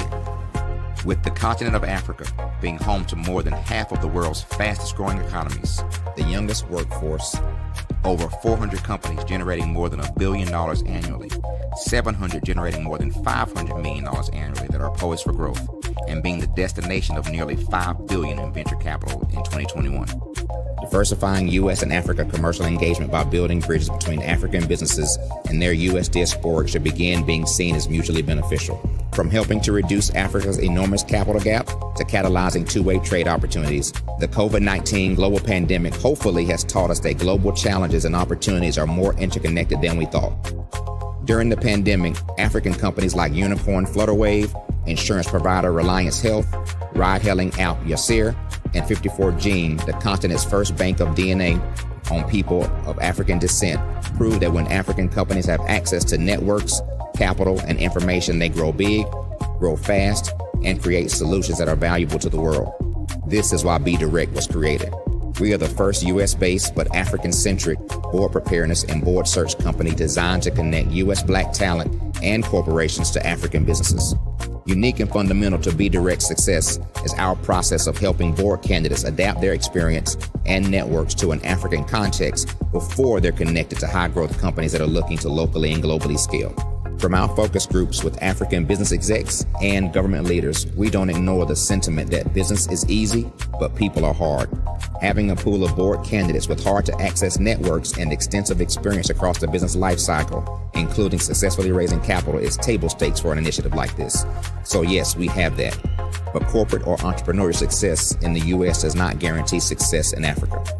Developed alongside industry partners on the continent, our training program, Be Direct Prep, is designed to transpose their experience to create cultural comfort, understanding, and a commitment to helping businesses in Africa scale. Our board governance sessions are African continental and country specific, integrated with cultural awareness and dexterity training, masterclasses led by African industry execs, and mentoring and coaching from African continental-based facilitators. But even more unique to Be Direct Prep, we cap off our training program with an immersion trip to help candidates that have not been to Africa before see and feel Africa's complexity and opportunity from African soil. We all know traditional network-based board placement has historically left a lot of us out of ever really being in the paid board pipeline. Our strategy supports the work of many great organizations that are successfully filling seats at U.S. board tables by creating more tables for those that are still left on the sideline. It's time to start seeing the role and value of U.S. Black talent and businesses on the continent of Africa differently. Old perceptions and habits limit economic inclusion. Let's transition Black talent and the African businesses they will support from the periphery of the global economy to its core. Living in a global lockdown, we all know now how fast local and global economies can change, and see the value of having businesses that hire, strengthen local value chains, and even grow globally. Status quo in any form holds back progress. We must democratize U.S.-Africa commercial engagement by socially and economically connecting cultures that have long been disconnected. It's time for Africa's U.S. diaspora to redefine their global value by helping African businesses scale continentally and globally.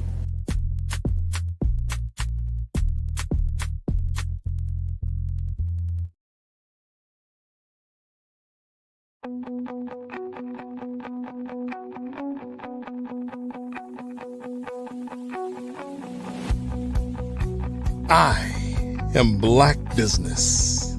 From the moment I wake until the time I sleep. Yes, I am Black Business. I am Black Business. Tell me, are you Black Business? I am Black Business. Do you support Black businesses? Listen, I support Black business because I am Black Business. Black Business Expo, one of the largest business showcases in the history of Black business in the world. The world! Sign up today at www.blackbusinessexpousa.com or call 919-308-9090. I am Black Business.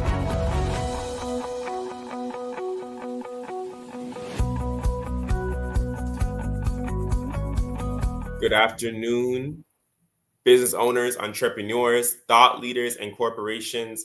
Welcome to the Black Business Network. My name is Jeffrey Clark, and I am your business moderator for this evening on the Black Business Network.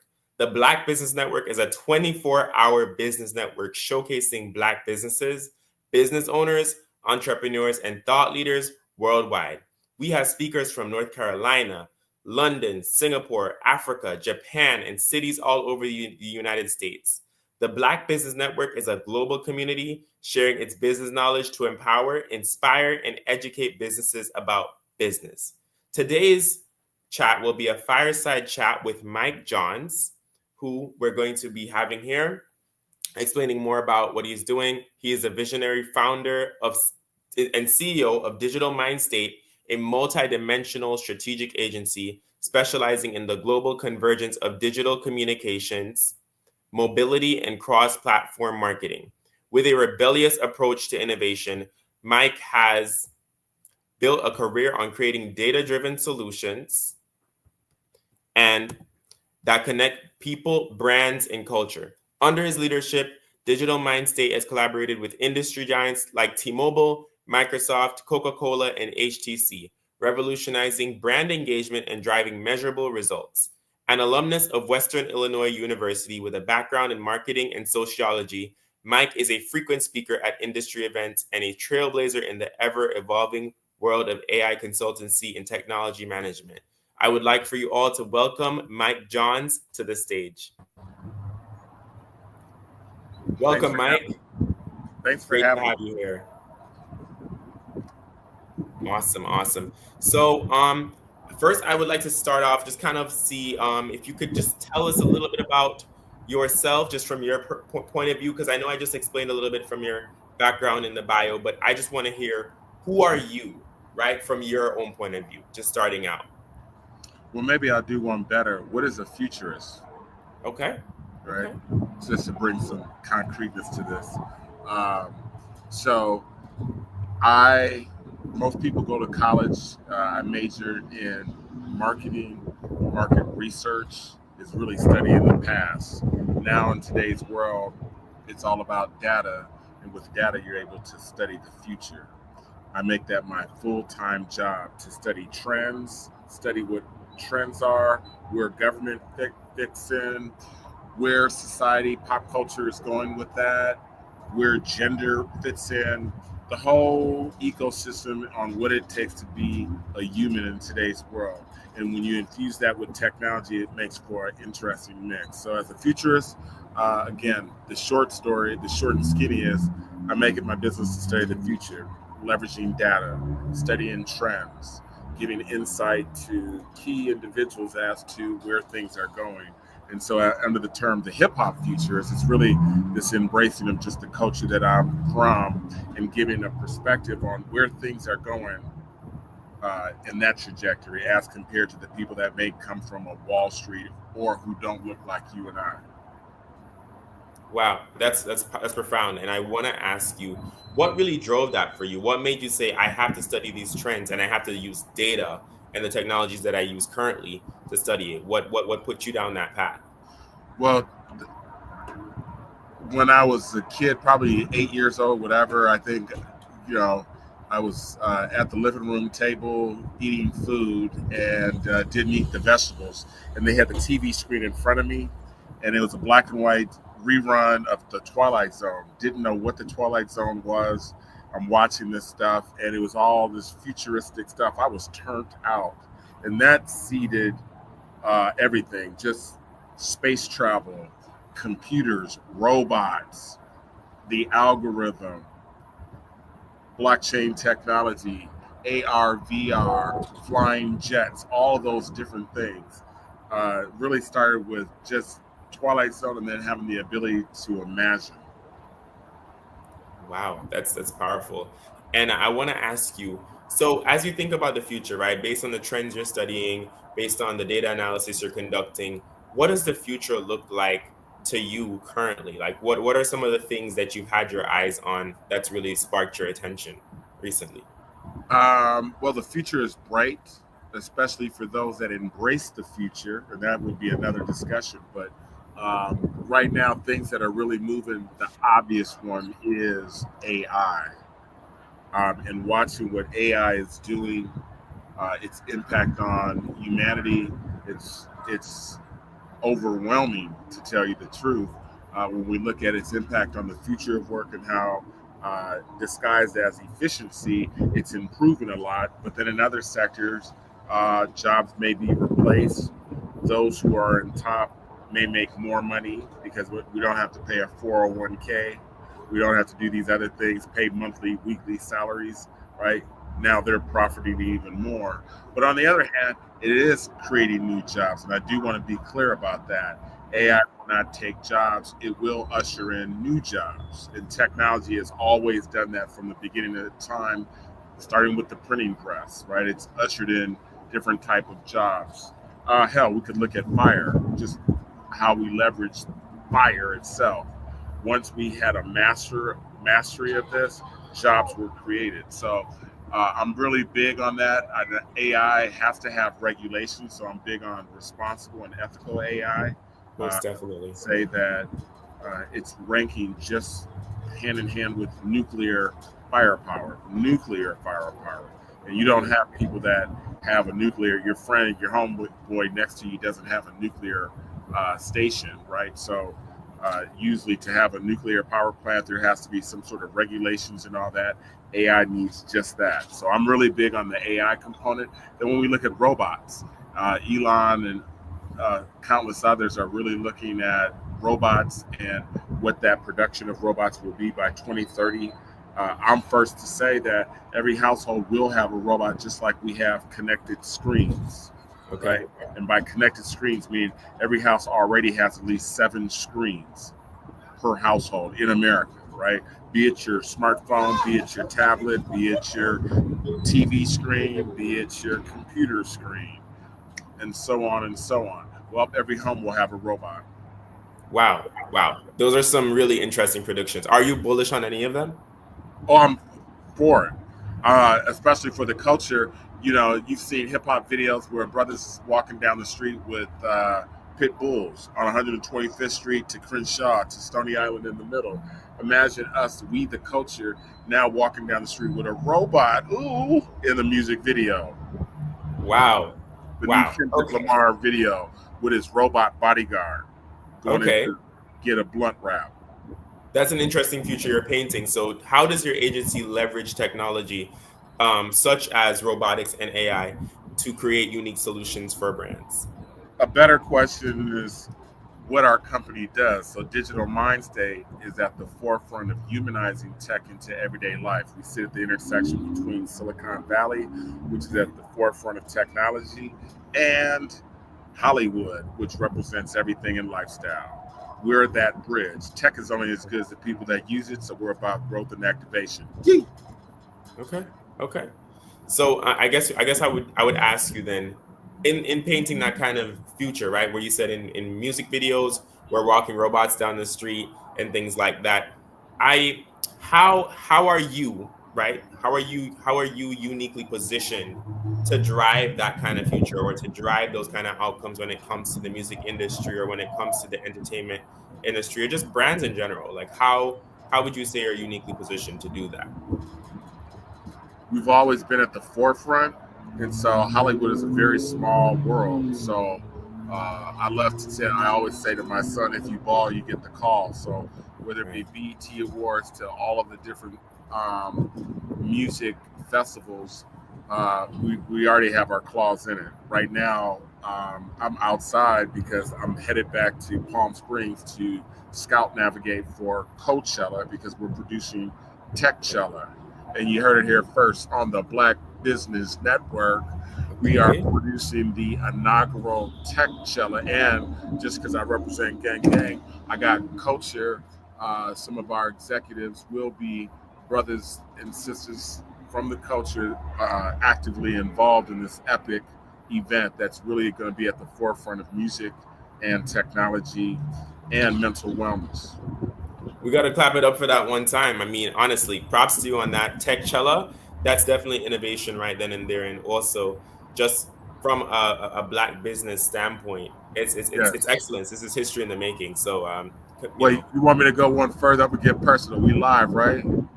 Sure. We live, right? Sure. And we lit. Mike Johns and Jeffrey Clark. You know we got to big up Jamaica. Easy. Every Absolutely. time. And Absolutely. I do everything for Jamaica. Trust me when I say so. Big up, big up. Mobile, Kingston. I'm heavy over there. It's a global team, period.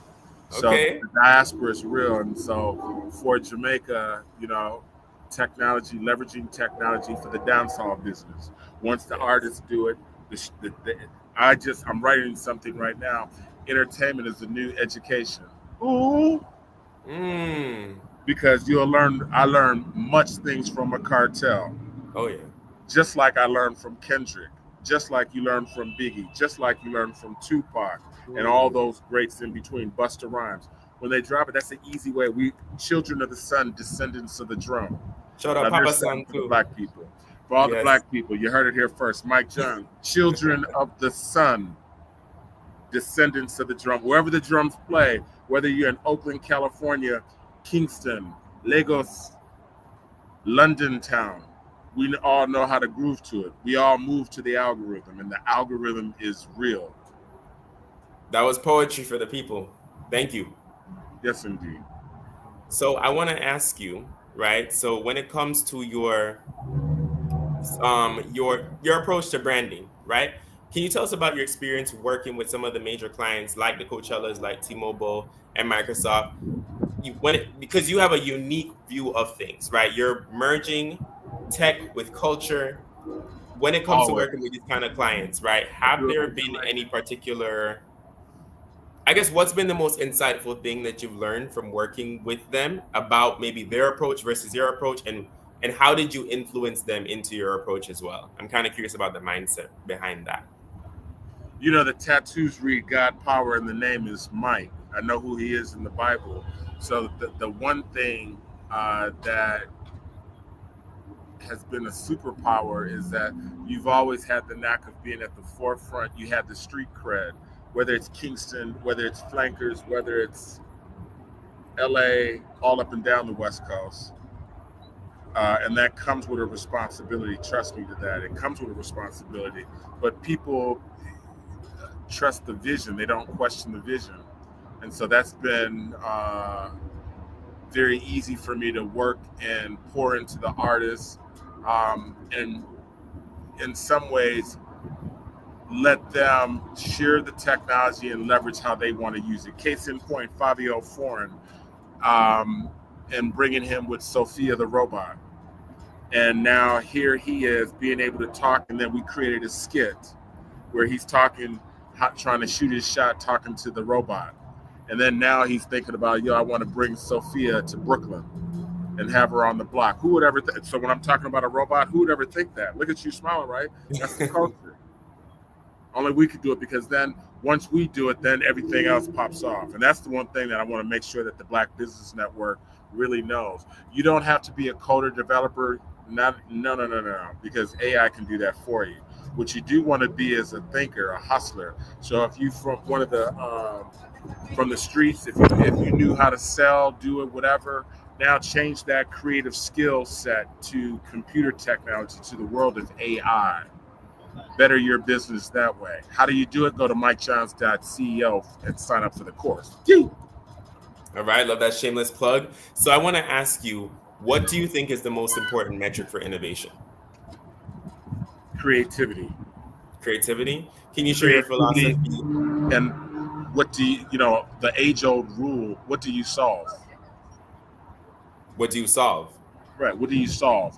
What are you making better? What are you enhancing? If it's a car, when I'm working with DeLorean Motors is not into the business for a luxury vehicle.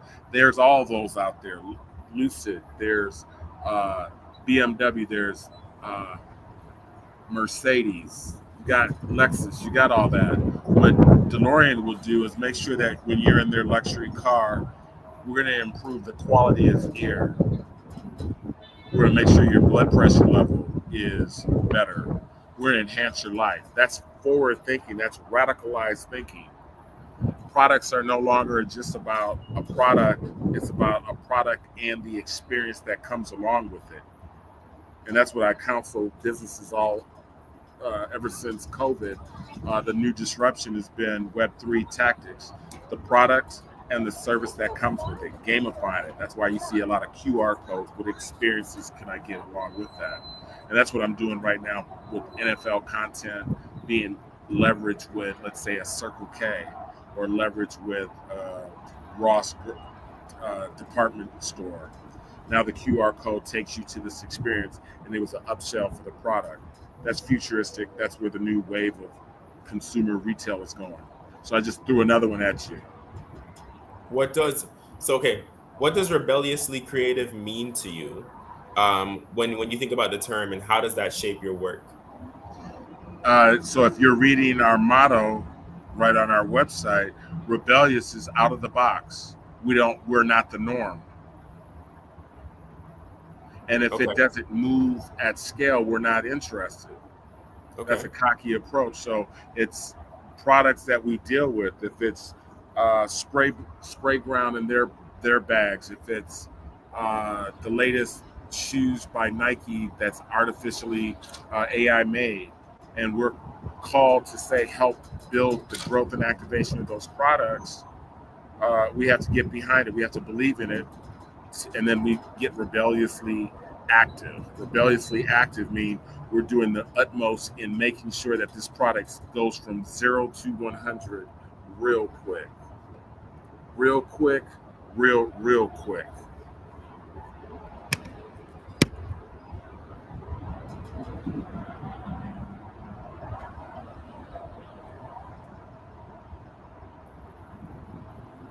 Okay, and we're back. I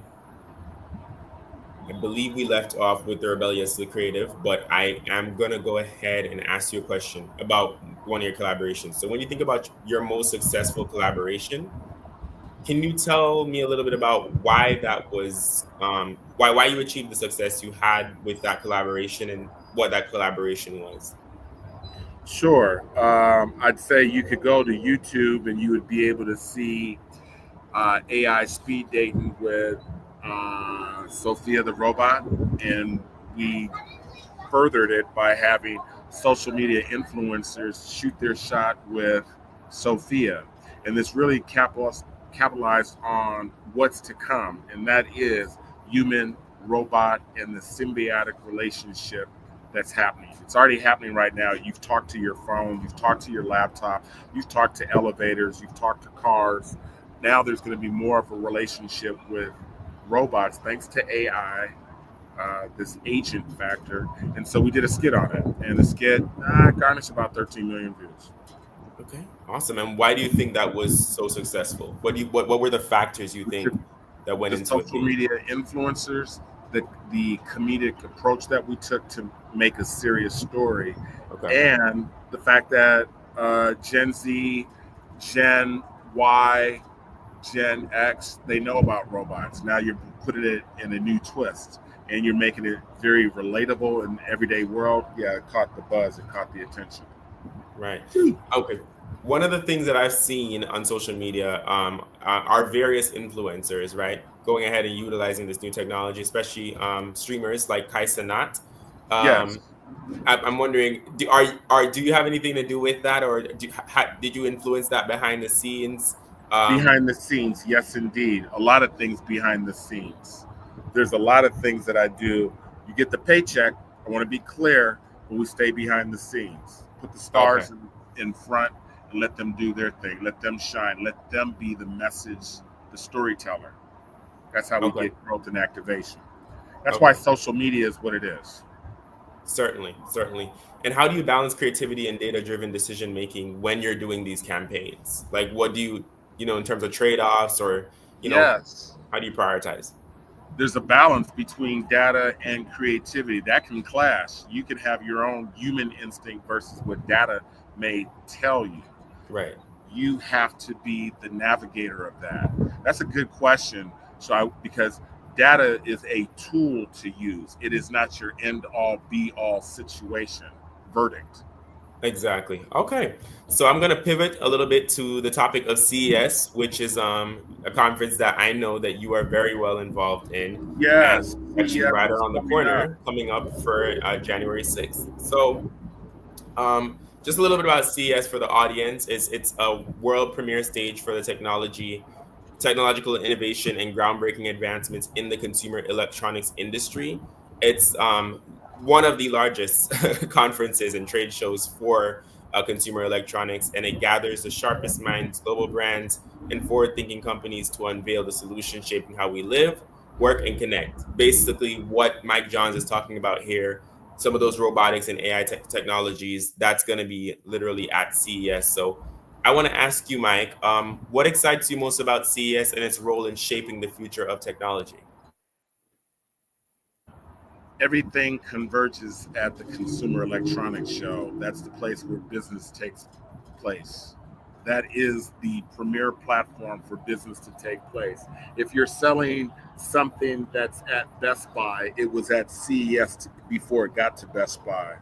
It's at CES before it gets to Amazon. That's where everything is, the genesis of everything. Certainly. And how do you personally, right?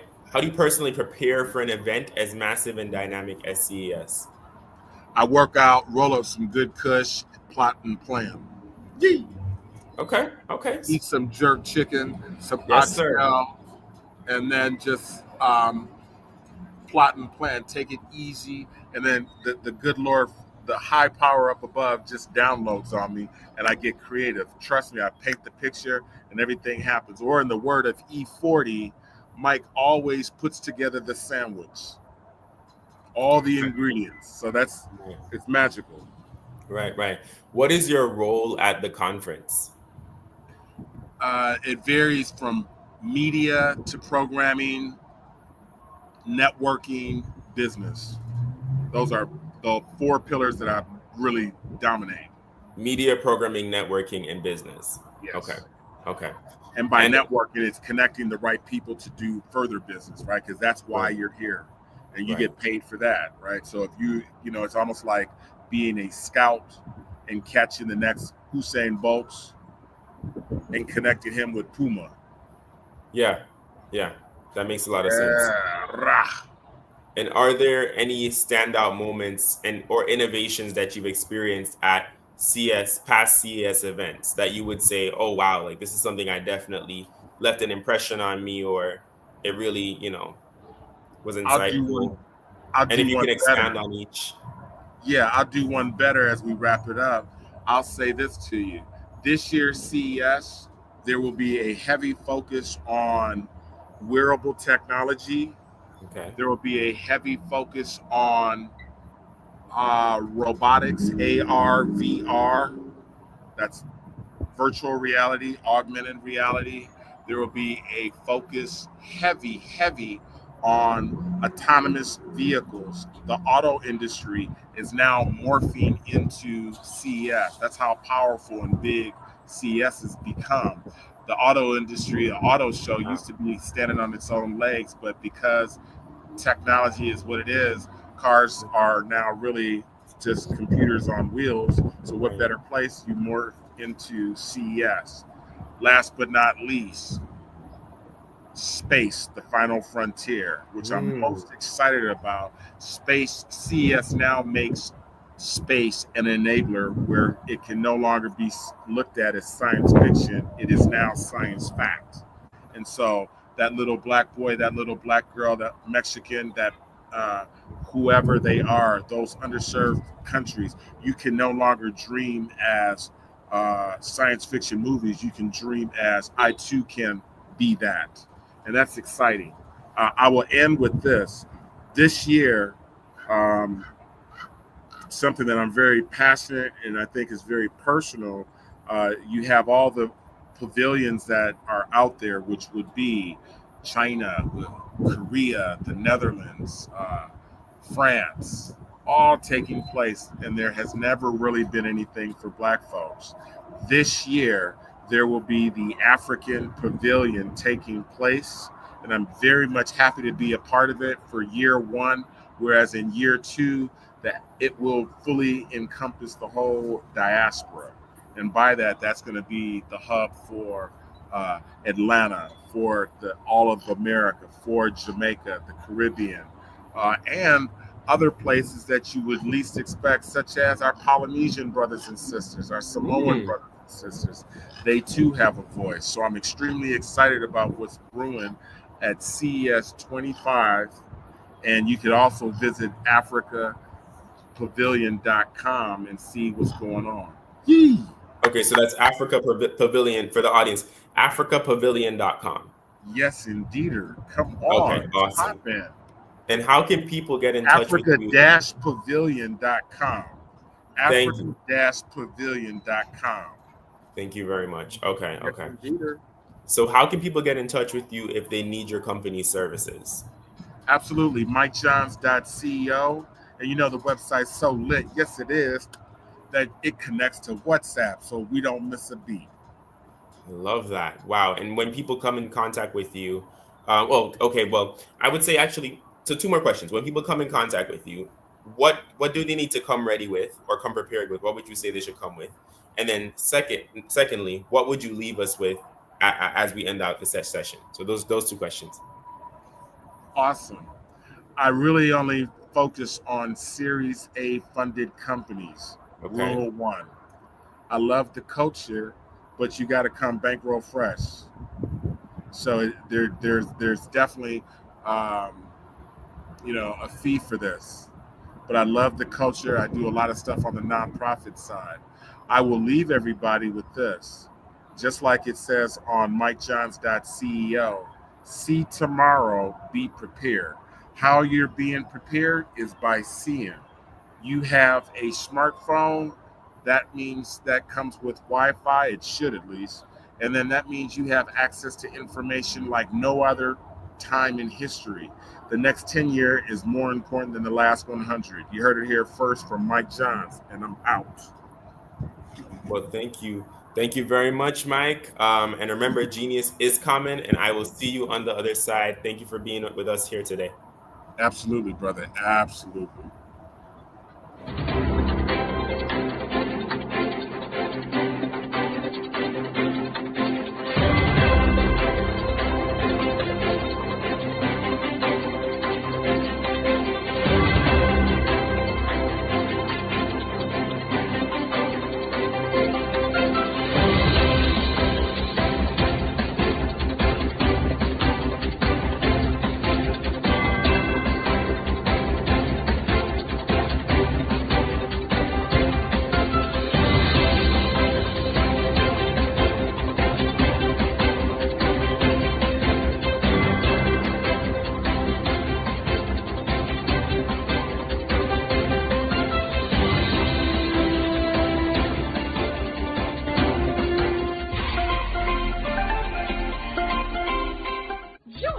Dr. Eric Kelly III and the host of phenomenal speakers from all around the globe for this 7-day virtual event that you don't want to miss.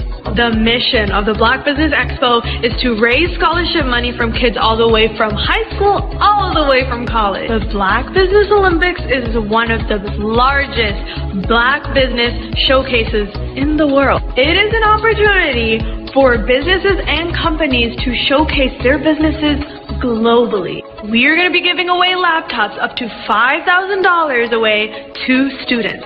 Again, I'm Olivia Appleberry, the founder of 2 Cents Finance and one of the speakers for the expo. I am so excited to see you there. For more info, go to www.blackbusinessexpousa.com or call 919-308-9090 and hope to see you there.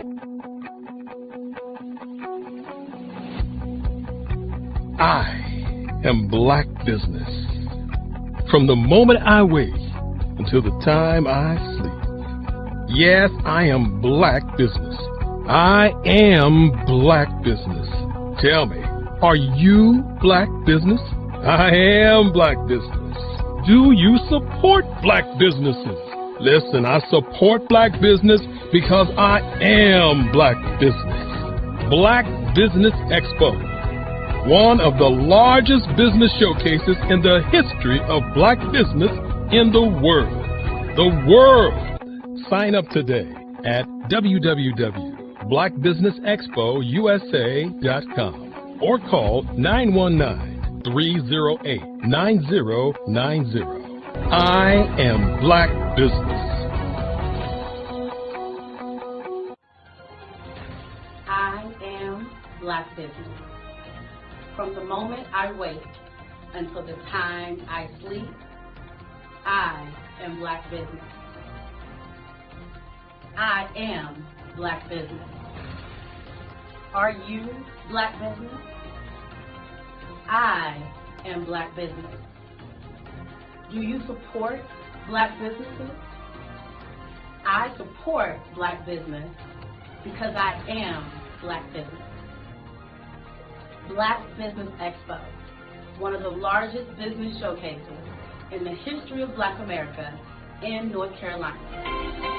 Join Dr. Eric Kelly III and a host of phenomenal speakers from all around the globe for this 7-day virtual event that you don't want to miss. The mission of the Black Business Expo is to raise scholarship money from kids all the way from high school all the way from college. The Black Business Olympics is one of the largest Black business showcases in the world. It is an opportunity for businesses and companies to showcase their businesses globally. We are going to be giving away laptops up to $5,000 away to students. Again, I'm Olivia Appleberry, the founder of 2 Cents Finance and one of the speakers for the expo. I am so excited to see you there. For more info, go to www.blackbusinessexpousa.com or call 919-308-9090 and hope to see you there. I am Black Business. From the moment I wake until the time I sleep. Yes, I am Black Business. I am Black Business. Tell me, are you Black Business? I am Black Business. Do you support Black businesses? Listen, I support Black business because I am Black Business. Black Business Expo, one of the largest business showcases in the history of Black business in the world.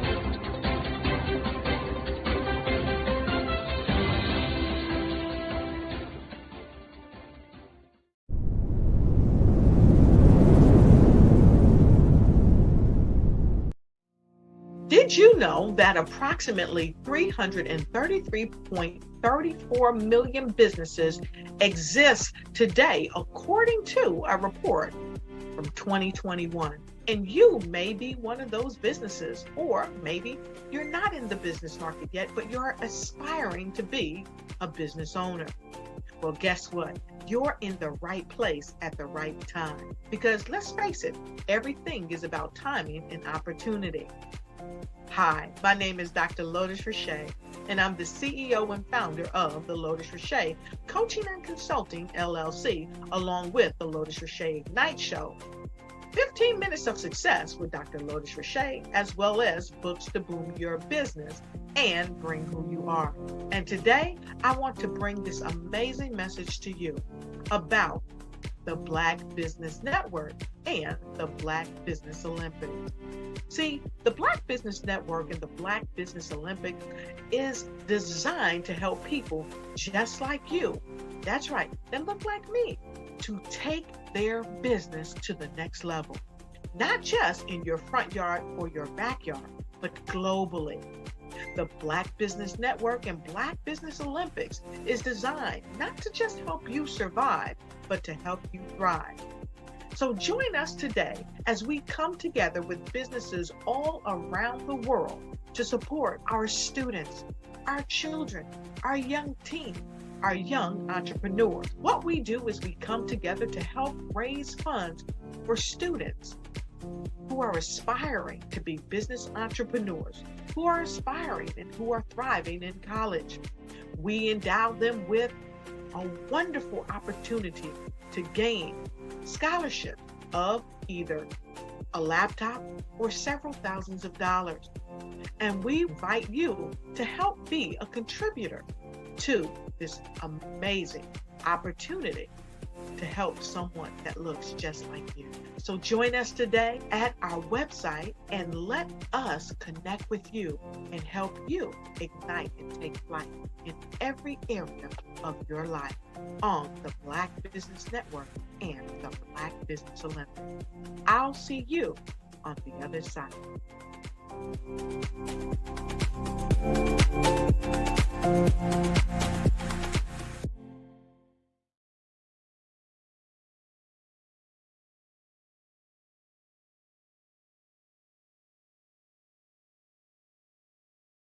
The Black Business Expo's mission is to raise funds for high school seniors going to college or K-12 entrepreneurs.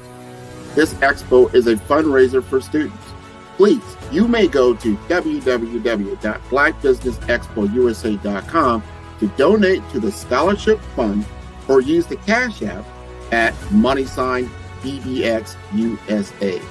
Our goal is to give laptops and up to $5,000 to 10 students. Students can register online at www.blackbusinessexpousa.com. Every dollar counts. Please donate to the Black Business Expo USA Scholarship Fund.